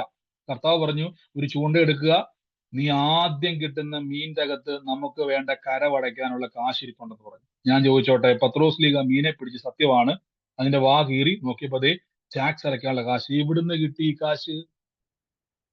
എവിടുന്ന് കിട്ടി? മീൻ ജോലിക്ക് പോകുന്നുണ്ടോ? മീൻ ഇന്നേ വരെ കൂലി മേടിക്കാൻ നിന്നിട്ടുണ്ടോ? അങ്ങനെയെങ്കിൽ ഈ പൈസ മീന്റെ വായിൽ എവിടെ നിന്നില്ല? വേറൊരാളുടെ കാശായിരിക്കത്തില്ലേ? എന്നൊക്കെ നമുക്ക് മാനുഷികമായി ചിന്തിച്ചു കൂട്ടിയാൽ അതിന് ഉത്തരവില്ല. മനസ്സിലാകുന്നുണ്ടോ? ഇനി ആകാശം തുറന്ന് ദൈവം മഞ്ഞ കൊഴിച്ചു എന്ന് പറയുമ്പം ആരാണ് അവിടെ മഞ്ഞ കൊഴിച്ചത്? ഞാൻ ചോദിച്ചോട്ടെ, ഹോട്ടൽ ഇല്ലാത്ത മരുഭൂമിയിൽ എങ്ങനെയാണ് ഇവർക്ക് പാകം ചെയ്ത ആഹാരം ലഭിക്കുന്നത്? ഇതൊക്കെ നമ്മൾ അന്വേഷിച്ചു പോയി കഴിഞ്ഞാൽ ബുദ്ധിയിൽ ഇതിന് ഉത്തരവൊന്നും ഇല്ലെന്നേ. മനസ്സിലാകുന്നുണ്ടോ? ബുദ്ധിയിൽ ഉത്തരവില്ല. പക്ഷെ തമ്പുരാൻ പറയും, നിനക്ക് വേണ്ടി ഞാനത് ചെയ്യുമെന്ന് പറഞ്ഞാൽ ചെയ്തിരിക്കും. ദൈവം നിൽക്കുന്നത് എപ്പോഴും ശക്തിയിലാണ്. ദൈവം നിൽക്കുന്നത് ലോകത്തിന്റെ സിസ്റ്റത്തിലല്ല, ദൈവം നിൽക്കുന്നത് ശക്തിക്കകത്താണ്. ഈ നിമിഷം ഈ വചനം കേൾക്കുന്നത് രാത്രിയിലോ പകലോ ഏത് സമയത്തോ ഏത് രാജ്യത്തോ ആയിക്കോട്ടെ, നിങ്ങളോട് ഞാൻ പറയുന്നു, കർത്താവിന്റെ വചനത്തെ നിങ്ങൾ അങ്ങോട്ടും നോക്കരുത് ഇങ്ങോട്ടും നോക്കരുത്, ബുദ്ധി കൊണ്ട് ആലോചിക്കുക പോലും ചെയ്യരുത്. കേൾക്കുന്ന വചനത്തെ ആമേൻ പറഞ്ഞ് സ്വീകരിക്കാൻ തയ്യാറെങ്കിൽ അവിടെ പരിശുദ്ധാത്മാവിന്റെ പ്രവൃത്തികൾ വെളിപ്പെടാൻ തുടങ്ങും. യേശു പരിശുദ്ധാത്മാവ് നിറഞ്ഞിട്ട് പരിശുദ്ധാത്മാവിനെ അനുസരിക്കാൻ നമ്മളെ പഠിപ്പിക്കുക. പരിശുദ്ധാത്മാവ് ഒരു വീട്ടിൽ ചെന്നിട്ട് കർത്താവിനോട് സംസാരിക്കുക, ആ ഡെഡ് ബോഡി ഇപ്പൊ ഉയർക്കാൻ വേണ്ടി പോവുക, കൈവച്ച് പ്രാർത്ഥിക്കാൻ പറഞ്ഞ കൈവച്ച് പ്രാർത്ഥിച്ചോണം. നമുക്ക് മനസ്സിലാകുന്നുണ്ടോ? നമ്മളാണെ ചിന്തിച്ചാൻ, എന്റെ ദൈവമേ, അങ്ങനെ കൈവച്ച് ആ രോഗി എണീറ്റില്ലെങ്കിൽ, അല്ലെങ്കിൽ ആ മരിച്ച ഡെഡ് ബോഡി എണീറ്റില്ലെങ്കിൽ എന്നാ നാണക്കിടക്കേണ്ട, ബുദ്ധി വർക്ക് ചെയ്യുന്നത് കൊണ്ടോ? ഇനി ഒരു രോഗിക്ക് വേണ്ടി പ്രാർത്ഥിക്കുമ്പോൾ ബുദ്ധി പറയും, ആ രോഗിക്ക് വേണ്ടി നിങ്ങൾ പ്രാർത്ഥിച്ചു, കണ്ടു നിൽക്കുന്ന ഒത്തിരി പേരുണ്ട്, എനിക്ക് ഒത്തിരി അനുഭവം ഉണ്ടായിട്ടുണ്ട്. അങ്ങനെ ആ ഒരു രോഗി സൗഖ്യമായില്ലെങ്കിൽ എന്ത് ചെയ്യും? ഞാൻ ഓർക്കുന്നുണ്ട്, ഞാൻ മെഡിക്കൽ കോളേജിൽ കോട്ടയത്ത് ഹോസ്പിറ്റലിൽ ഒരു പ്രാർത്ഥിക്കാൻ വേണ്ടി ഒരു രോഗിക്ക് വേണ്ടി പ്രാർത്ഥിക്കാൻ വേണ്ടി പോയി. ആ രോഗിക്ക് വേണ്ടി പ്രാർത്ഥിക്കാൻ പോയപ്പോൾ അദ്ദേഹം എന്തോ വീണ് ഒറ്റക്കിടപ്പി കിടക്കുക. അദ്ദേഹത്തിന്റെ ശരീരം തളർന്ന് ഒരു ബാക്കിലോട്ട്, നമുക്കാണെങ്കിൽ ദേഹത്ത് മുഴുവൻ അവിടെ ഇവിടെ എല്ലാം കമ്പി ഇട്ടേക്കോ, നുറുകി കിടക്കുന്ന ഒരു അവസ്ഥയാണ്. ഞാൻ ആ മനുഷ്യന് വേണ്ടി പ്രാർത്ഥിക്കാൻ വേണ്ടി ഒരു ആന്റി ഞങ്ങളെ കൂട്ടിക്കൊണ്ട് പോയത്, ഞാൻ വേറെ ബ്രദർ, എനിക്കറിയാവുന്ന ഒരു ആന്റിയാണ്. വളരെ ദയനീയമായിട്ടൊരു കാഴ്ചയാണ്. ഞങ്ങൾ ആ സഹോദരന് വേണ്ടി പ്രാർത്ഥിച്ചു. അദ്ദേഹത്തിന് വേണ്ടി കൈവച്ച് യേശുവിന്റെ തിരുമുറിവിനാൽ സൗഖ്യം വന്നു. നമ്മുടെ ഡ്യൂട്ടി എന്ന് പറഞ്ഞാൽ കൈവച്ച് പ്രാർത്ഥിക്കുക എന്നുള്ളത്. കൈവച്ച് പ്രാർത്ഥിച്ചു. അദ്ദേഹത്തോട് ചോദിച്ചിട്ട് അദ്ദേഹത്തിന് മിണ്ടാൻ പോലും പറ്റുന്നില്ല, വലിയ റെസ്പോണ്ട് ഒന്നുമില്ല അദ്ദേഹം.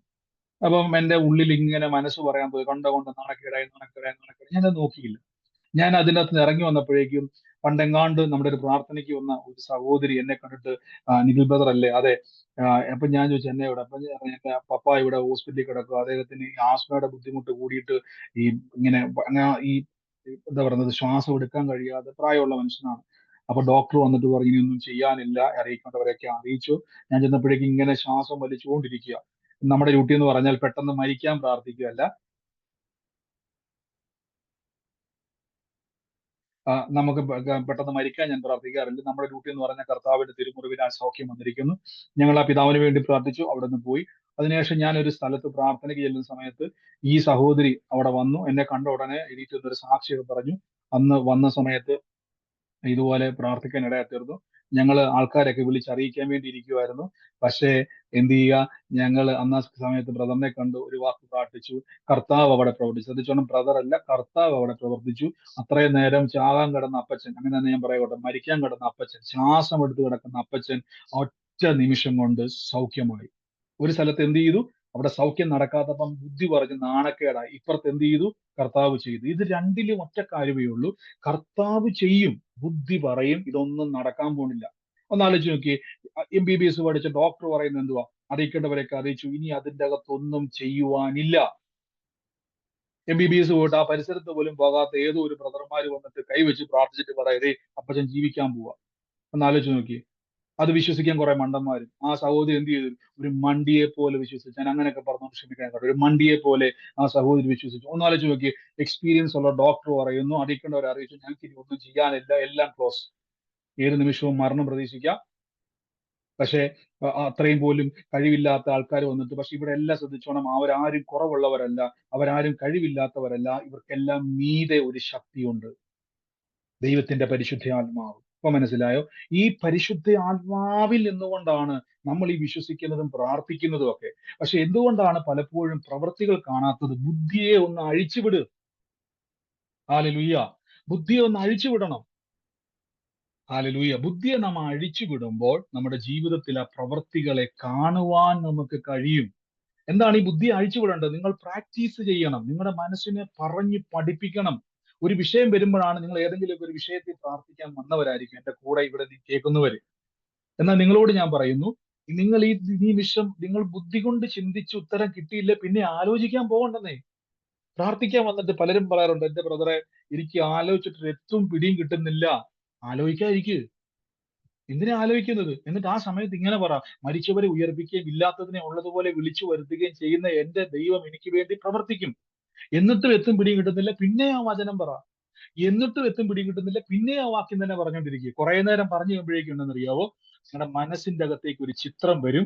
മനസ്സ് പയ്യെ ശ്രദ്ധിക്കുക. നിങ്ങൾ പറയുന്നത് എന്തുവാ ഈ പറയുന്നത്? ഡെഡ് ബോഡി ഉയർക്കുമെന്നോ? അങ്ങനെയെങ്കിൽ എന്റെ വിഷയത്തിന്റെ മേലും ദൈവം പ്രവർത്തിക്കുമല്ലോ. തീർച്ചയായും പ്രവർത്തിക്കും. ആമേൻ. ഹല്ലേലൂയ.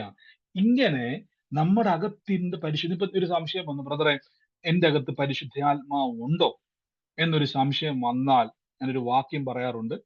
ആ വാക്യം ആർക്കെങ്കിലും ഓർമ്മയുണ്ടോ? ഞാനൊരു വാക്യം പറയാറുണ്ട്. യേശു, നിങ്ങളുടെ അകത്ത് പരിശുദ്ധാത്മാവ് ഉണ്ട് എന്നതിന്റെ തെളിവെന്തുവാ? പരിശുദ്ധാത്മാവിനെ കൂടാതെ യേശു കർത്താവ് എന്ന് ആർക്കും പറയാൻ കഴിയുകയില്ല.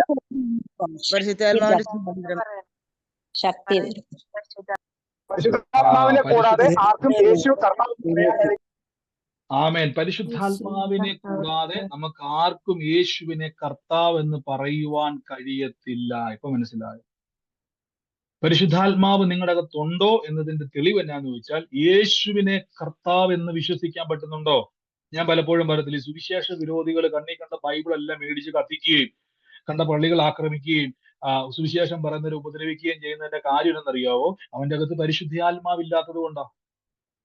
അത്രയും പ്രശ്നങ്ങൾ ഉണ്ടായിട്ടും ആളുകൾ പിന്നെയും സുവിശേഷം പറഞ്ഞതിന്റെ കാര്യം എന്നറിയാവോ? അവരുടെ അകത്ത് പരിശുദ്ധാത്മാവ് ഉള്ളത് കൊണ്ടാണ്. വ്യത്യാസം മനസ്സിലായോ? പരിശുദ്ധാത്മാവ് അവന്റെ അകത്ത് ഇല്ലാത്തത് കൊണ്ട് അവൻ എന്ത് ചെയ്തു? ബൈബിള് കത്തിക്കാൻ പോകുമ്പോൾ എത്ര ബൈബിള് കത്തിച്ചാലും എത്ര ആക്രമിക്കപ്പെട്ടാലും പിന്നെയും സുവിശേഷം പറയുന്നതിന്റെ കാരണം പരിശുദ്ധാത്മാവ് അകത്തുള്ളത് കൊണ്ടാണ്. അപ്പൊ മനസ്സിലായോ? നാം എന്തുകൊണ്ടാണ് സുവിശേഷത്തെ ആർക്കും ഒതുക്കാൻ പറ്റാത്ത? എത്ര കാലം കഴിഞ്ഞു അല്ലെ? നിങ്ങളിപ്പോ ചിന്തിക്കും, നമ്മൾ ഈ കാണുന്ന പോലെ നോർത്ത് ഇന്ത്യയിലും മറ്റു സ്ഥലങ്ങളിലും ഒക്കെ, നൈജീരിയയിലും ഒക്കെ സുവിശേഷ വിരോധികൾ ആക്രമിക്കപ്പെടുന്നത് ഇന്നോ ഇന്നലെ തുടങ്ങിയ പരിപാടിയല്ല. ഇന്ന് അപ്പോസ്തലന്മാരുടെ കാലഘട്ടം മുതലേ തുടങ്ങിയ പരിപാടിയാ. പല രാജ്യങ്ങൾ, പല ഗവൺമെന്റുകൾ, പല അധികാരികൾ ഈ സുവിശേഷത്തെ ഉന്മൂലനം ചെയ്യുവാൻ പലതും ശ്രമിച്ചു. പിശാച് തലകുത്തി മറിഞ്ഞു ശ്രമിച്ചു. പക്ഷെ യേശു പറഞ്ഞ ഒറ്റ വാക്കുണ്ട്, ഞാൻ എന്റെ സഭയെ പണിയും, പാതാള ഗോപുരങ്ങൾ അതിനെ ജയിക്കത്തില്ല. യേശു ഇത് പറഞ്ഞിട്ട് മറ്റൊരു വാക്ക് പറഞ്ഞിട്ടുണ്ട്, ഞാൻ പോയ ശേഷം മറ്റൊരു കാര്യസ്ഥൻ നിങ്ങളുടെ ഇടയിലേക്ക് ഇറങ്ങി വരും. ആ കാര്യസ്ഥന്റെ പേരാണ് പരിശുദ്ധാത്മാവ്. ഈ പരിശുദ്ധാത്മാവ് വരുന്നത് കൊണ്ടാ കർത്താവ് പറഞ്ഞത്, ഒന്നും പേടിക്കണ്ട, ആള് വരും, നിങ്ങളെ സകല സത്യത്തിലും വഴി നടത്തും. നിങ്ങൾ എന്നാ ചെയ്യേണ്ടത്? ബുദ്ധിക്കകത്ത് നിങ്ങൾ പരിശുദ്ധാത്മാവിനെ ഒതുക്കാൻ ശ്രമിക്കരുത്. ഏതൊക്കെ പ്രശ്നത്തിലൂടെ കടന്നു പോയാലും, ഏതൊക്കെ പ്രതികൂലത്തിലൂടെ കടന്നു പോയാലും ഒരു കാര്യം തിരിച്ചറിഞ്ഞോണം, എന്റെ അകത്ത് പരിശുദ്ധാത്മാവുണ്ട്. എന്റെ ബുദ്ധിക്കപ്പുറമായ കാര്യങ്ങളെ ചെയ്യുവാൻ കഴിയുന്ന ഒരു ദൈവശക്തി എന്റെ അകത്തുണ്ട്. ഞാൻ ആ ശക്തിയിലാണ് വിശ്വസിക്കുന്നത്, എന്റെ ബുദ്ധിയിലല്ല ഞാൻ വിശ്വസിക്കുന്നത്. ബുദ്ധിയിൽ നല്ലതാണ്, ബുദ്ധി കൊണ്ട് വിശ്വസിച്ചാൽ നമുക്ക് മൊബൈൽ ഫോണിൽ എന്ത് ചെയ്യാം, എന്ത് കാര്യങ്ങൾ ചെയ്യാൻ പറ്റും, നമുക്ക് ഈ ലോകത്തിൽ പലതും ചെയ്യാൻ പറ്റും. പക്ഷെ ഈ ലോകത്തിന് കഴിയാത്ത കാര്യങ്ങൾ ചെയ്യുവാൻ ആഗ്രഹിക്കുന്നുവെങ്കിൽ ബുദ്ധിക്കപ്പുറമായ ഒരു ശക്തിയിൽ നിങ്ങൾ വിശ്വസിക്കണം.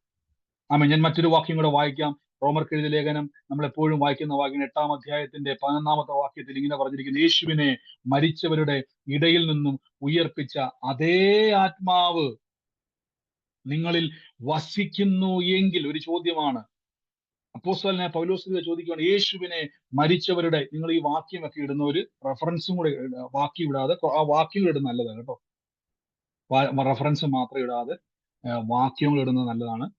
യേശുവിനെ മരിച്ചവരുടെ ഇടയിൽ നിന്നും ഉയർപ്പിച്ചവന്റെ ആത്മാവ് നിങ്ങളിൽ വസിക്കുന്നുവെങ്കിൽ, യേശു ക്രിസ്തുവിനെ മരണത്തിൽ നിന്നും ഉയർപ്പിച്ചവൻ നിങ്ങൾ വസിക്കുന്ന തന്റെ ആത്മാവിനെ കൊണ്ട് നിങ്ങളുടെ മർത്യ ശരീരങ്ങളെ ജീവിപ്പിക്കും.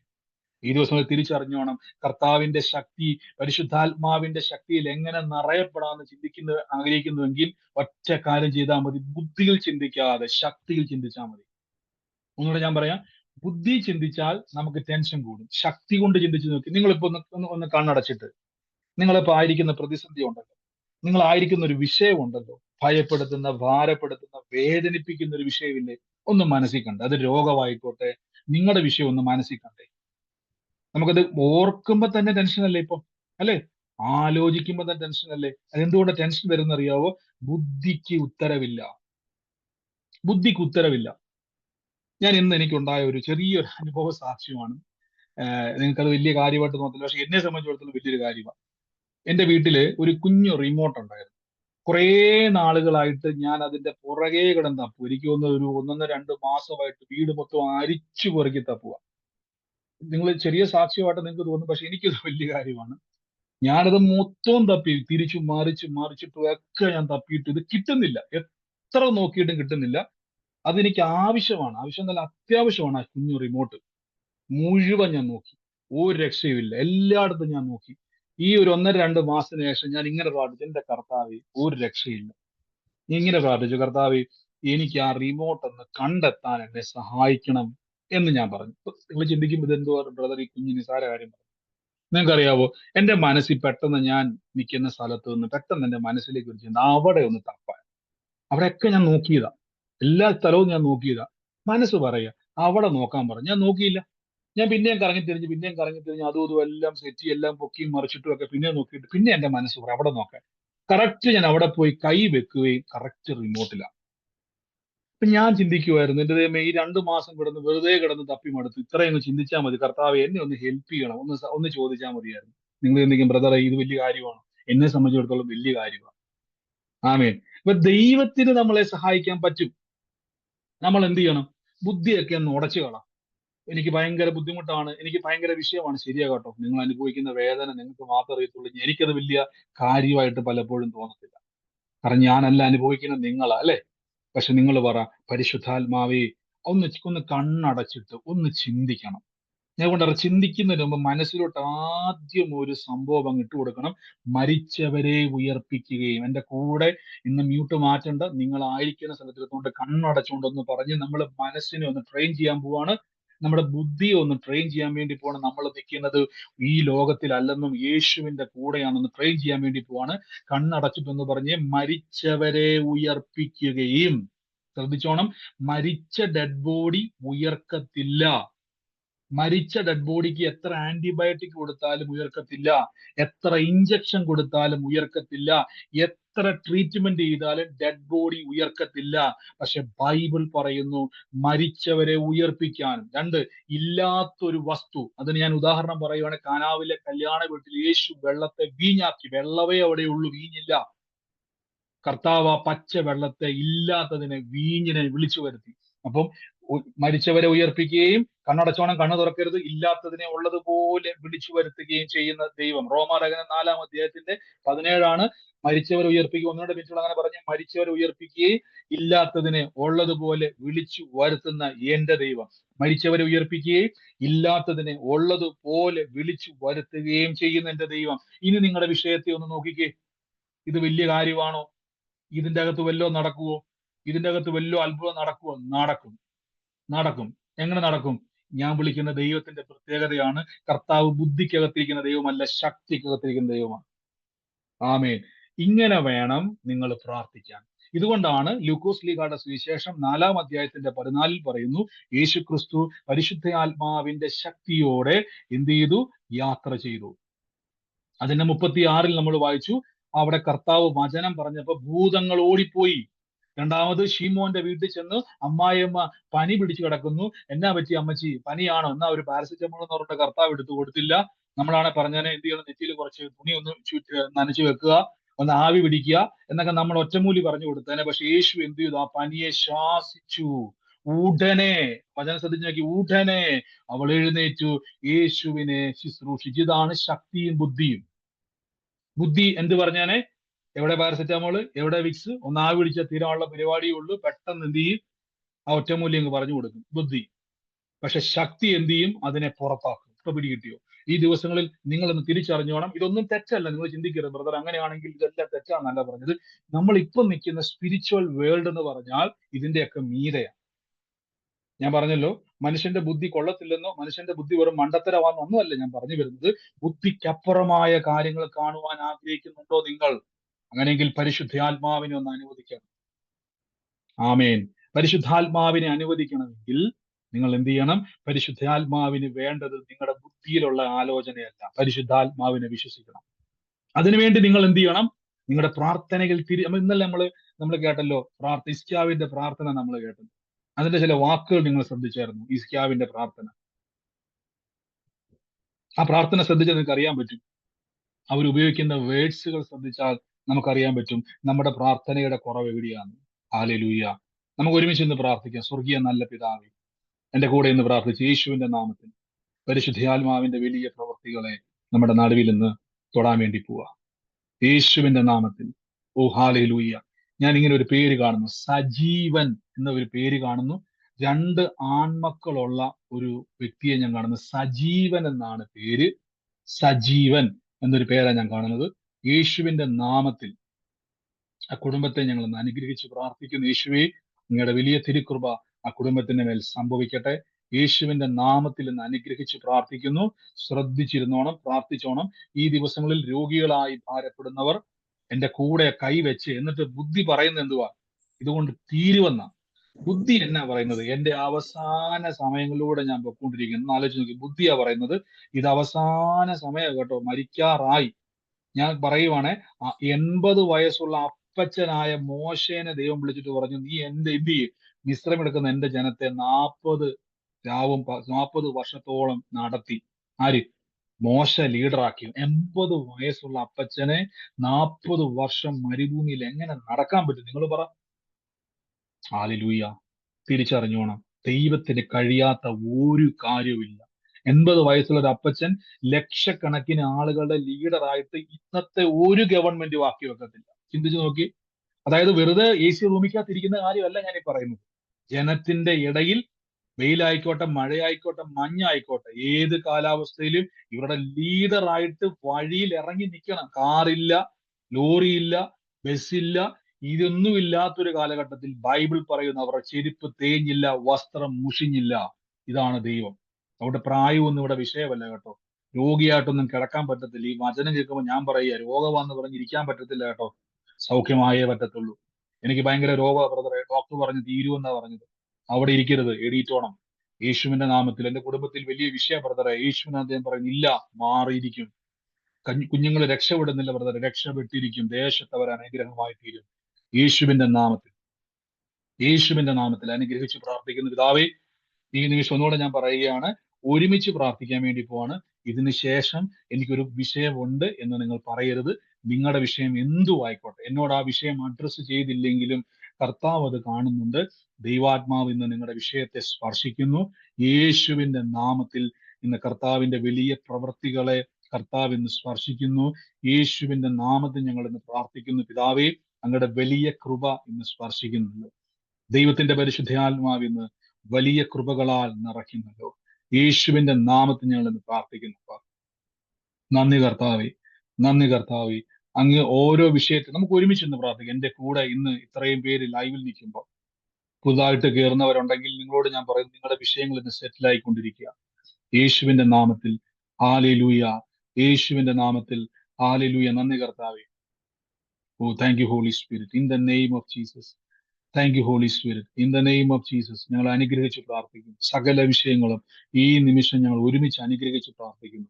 ഈ ദിവസങ്ങളിൽ പരീക്ഷയ്ക്ക് വേണ്ടി പ്രിപ്പയർ ചെയ്യുന്നവർക്ക് വേണ്ടി പ്രാർത്ഥിക്കുന്നു. ഉന്നത ജയത്തെ കൽപ്പിക്കുന്നു. ജയത്തിന്റെയും ഉല്ലാസത്തിന്റെയും കോശം ഞങ്ങളുടെ കുടുംബത്തിലുണ്ട്. ഞങ്ങൾ യേശു ക്രിസ്തുവിൽ വിശ്വസിക്കുന്നു.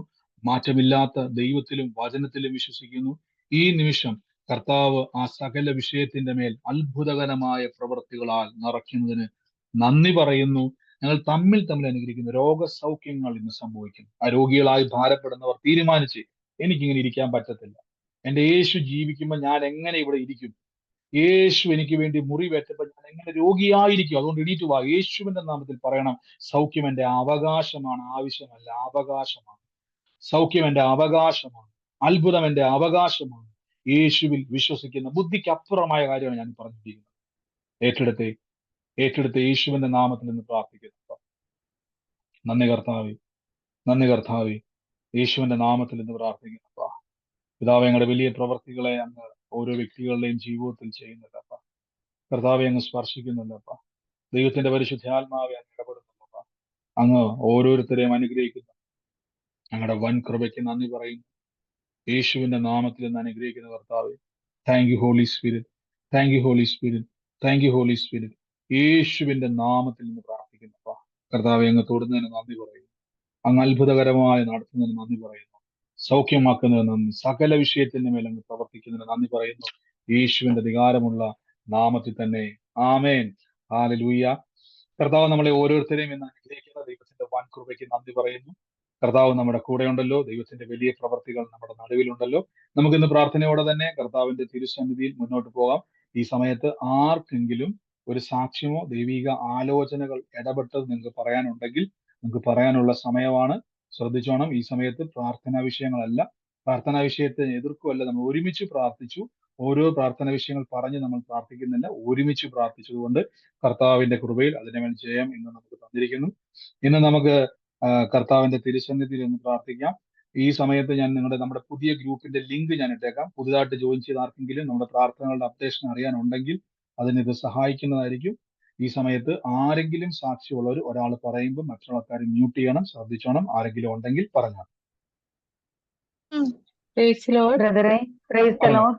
സ്തോത്രം. ബ്രദറെ, ഞാനിപ്പം ബ്രദറിന്റെ ഈ ഒരു മീറ്റിംഗ് ഇത് കേട്ടോണ്ടിരുന്നപ്പം ഞാനൊരു ദർശനം കാണുവാണ്. ഒരു റോഡ്, ആ റോഡിൽ പുതിയ മെറ്റിൽ ഇങ്ങനെ നിരത്തുന്നതായിട്ട് ഞാൻ കണ്ടോണ്ടിരിക്കുകയായിരുന്നു. ഈ ഒരു പ്രെയർ നടന്നുകൊണ്ടിരിക്കുമ്പോൾ എന്നെ ദൈവം കാണിച്ചുകൊണ്ടിരുന്നതാ. അതുപോലെ തന്നെ എനിക്ക് ഒരു കാര്യം പറയാനുള്ള, എന്റെ ഫാസ്റ്റിംഗ് പ്രയറിന്റെ 39ാമത്തെ ദിവസമാണെന്ന്. നാളെ 40 അപ്പോഴേ എനിക്ക് വേണ്ടി ഒരു വാക്ക് പ്രാർത്ഥിക്കണമെന്നും അപേക്ഷിക്കുന്നു. സ്തോത്രം. തീർച്ചയായിട്ടും ഞാൻ ആദ്യം തന്നെ പറഞ്ഞല്ലോ, നമ്മൾ പ്രാർത്ഥിച്ചു കഴിഞ്ഞു. ആ പ്രാർത്ഥനകളുടെ എല്ലാ വിഷയത്തിനും മേലും കർത്താവിന്റെ പ്രവൃത്തി വെളിപ്പെട്ട് കഴിഞ്ഞു. ദർശനങ്ങൾ ഇനിയും തുറന്നു വരാൻ വേണ്ടി പ്രാർത്ഥിച്ചോണം. ഞാൻ ആദ്യം പറഞ്ഞല്ലോ, ആ പ്രാർത്ഥന ഏറ്റവും വലിയ പ്രാർത്ഥനകൾ ഒരുമിച്ച് പ്രാർത്ഥിക്കുന്നതാണ്. അത് ലഭിച്ചു കഴിഞ്ഞു. ആ പ്രാർത്ഥന റിസൾട്ട് ഈ ദിവസങ്ങളിൽ കാണും കേട്ടോ. God bless you. ആമേൻ. ഞാൻ കാര്യം പറയട്ടെ ബ്രദറെ. പറഞ്ഞോ. ബ്രദറെ, എന്റെ മകൾക്ക് പരീക്ഷയാണ് 11-ാം തീയതി. പ്രാർത്ഥനാ വിഷയമായിട്ടല്ല പറയുന്നത്. അപ്പോ ഈ ദിവസങ്ങളിലെല്ലാം തലകറക്കം കൊണ്ട് പഠിക്കാനേ പറ്റുന്നില്ല. ഇപ്പോഴീ കുറവുണ്ടെങ്കിൽ ഇപ്പൊ ഈ സമയത്ത് പരീക്ഷ, ഈ പ്രയറിന് തൊട്ട് മുമ്പോ ഉള്ള സമയങ്ങളിലെല്ലാം ഞങ്ങൾ ഭയങ്കര ഭാരത്തിലാണ്, തലകറക്കമായിട്ട് ഭയങ്കര പ്രയാസത്തിൽ അവൾ ഇരിക്കുവാണ്. ആ സമയത്ത് ഞാൻ വാക്യം പറഞ്ഞു, മോളെ, ഇല്ലാത്തതിനെ ഉള്ളതുപോലെ വിളിച്ചു വരുത്തുന്നു ദൈവം, മരിച്ചവരെ ഉയർപ്പിക്കുന്നവനായ ദൈവം നിന്റെ കാര്യവും നടത്തും. ഇല്ലാത്തതിനെ ഉള്ളതുപോലെ വിളിച്ചു വരുത്തുന്നു ദൈവം, നിനക്ക് അഡ്മിഷൻ തരും. മരിച്ചവരെ ഉയർപ്പിക്കുന്ന ദൈവം നിന്റെ തലകറക്കം മാറ്റും. അതേ വാക്യം തന്നെ ബ്രദർ പറഞ്ഞപ്പം വളരെ അത്ഭുതമായി പോയി. എന്റെ കുഞ്ഞിന് ഈ 2 കാര്യവും ദൈവം സാധിപ്പിച്ചു തരുമെന്ന് ഇതിനാൽ ഞാൻ അങ്ങ് വിശ്വസിക്കുക ബ്രദറെ. അതൊരു അത്ഭുതം പോലെ എനിക്ക് തോന്നി. തീർച്ചയായിട്ടും ആ വചനം പിന്നെയും പറഞ്ഞു. കർത്താവ് അതിനെ ഉറപ്പിച്ചു തരും കേട്ടോ. ആമേൻ. താങ്ക് യു ബ്രദറെ. God bless you. ഹലോ ബ്രദറെ.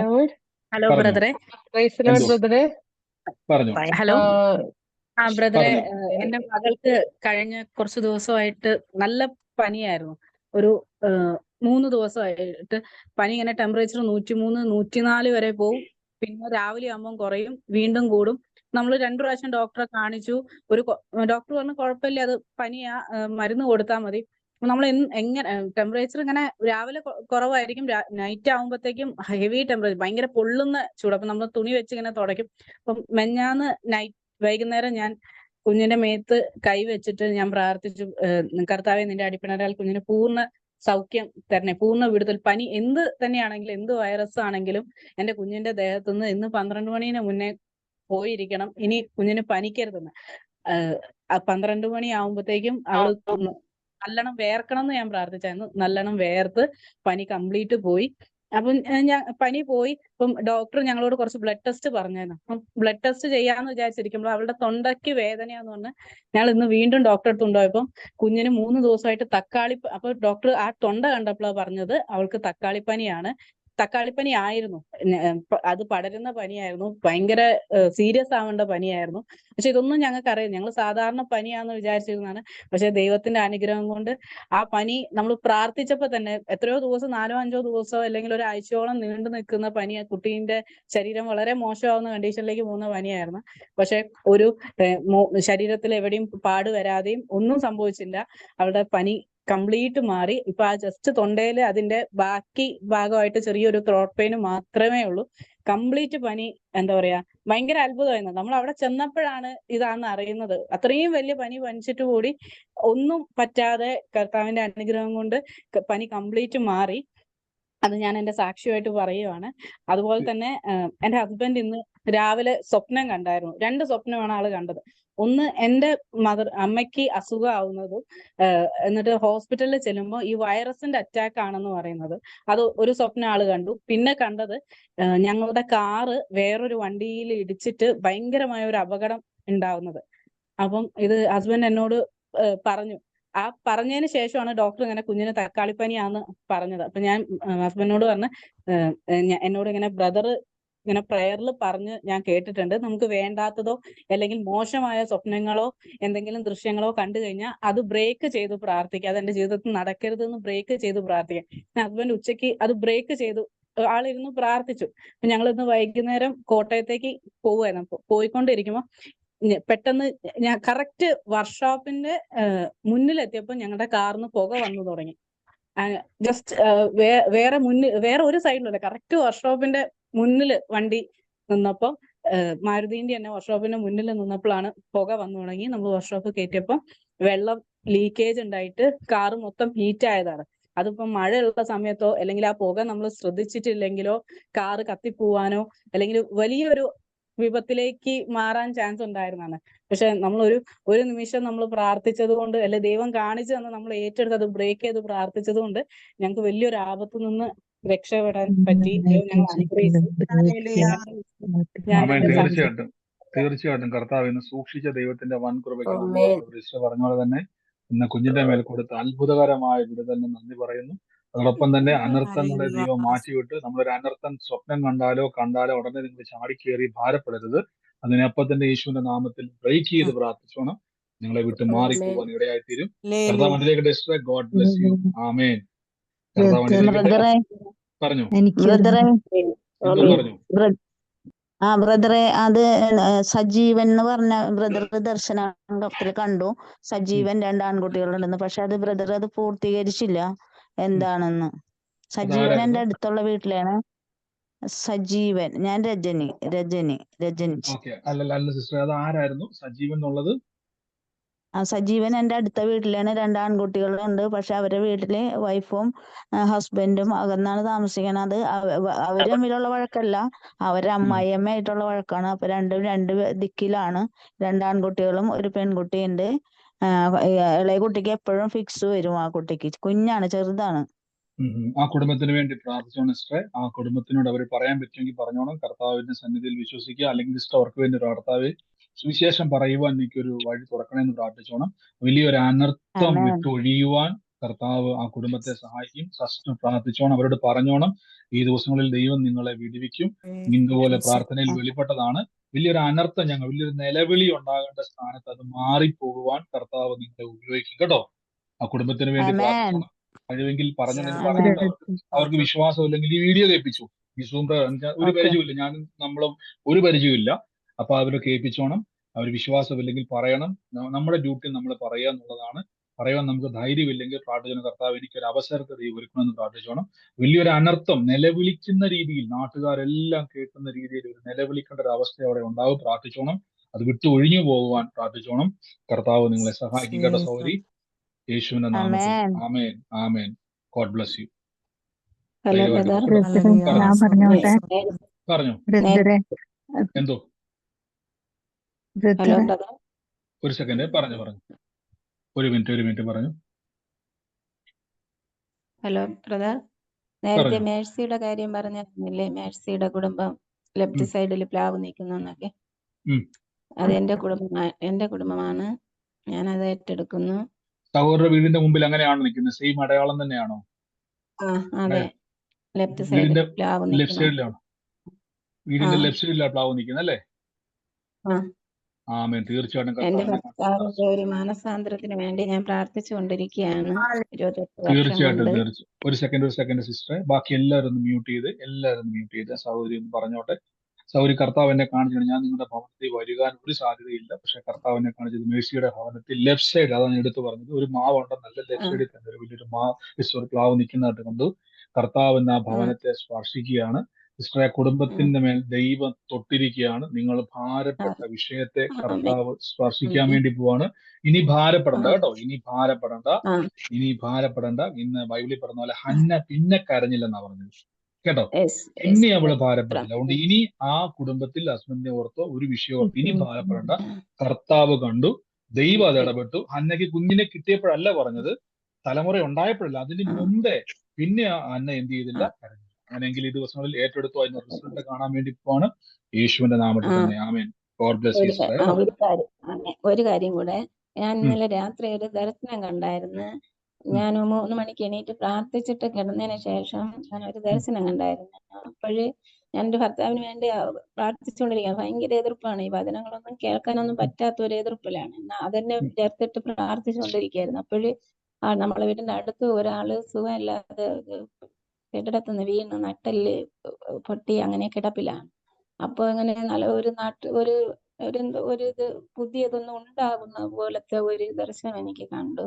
അപ്പോഴും ഞാൻ പറഞ്ഞു, ബ്രദർ പറയുമായിരുന്നല്ലോ ഇങ്ങനെ കാണുമ്പോ ചെന്ന് പറയണമെന്നൊക്കെ. അപ്പൊ ഞാൻ അതുപോലെ ഞാൻ പറഞ്ഞു, ഞാൻ ചെന്ന് പറയാം, അവരെ വീട്ടിൽ പോകാൻ പ്രാർത്ഥിക്കാം എന്നെല്ലാം പറഞ്ഞ് ശേഷം പറഞ്ഞിട്ട് ഞാൻ പ്രാർത്ഥിച്ച് കിടന്ന് കുറെ കഴിഞ്ഞതിന് ശേഷമാണ് ഈ ദർശനം കാണുന്നത്. ഞാൻ എന്റെ ഭർത്താവിന് ഒരു ദർശനം കൊടുത്തെങ്കിലും ദൈവഭാഗത്തിട്ട് വരണമെന്നുള്ള ചിന്തയിലാണ് പ്രാർത്ഥിച്ചുകൊണ്ട് കിടന്നത്.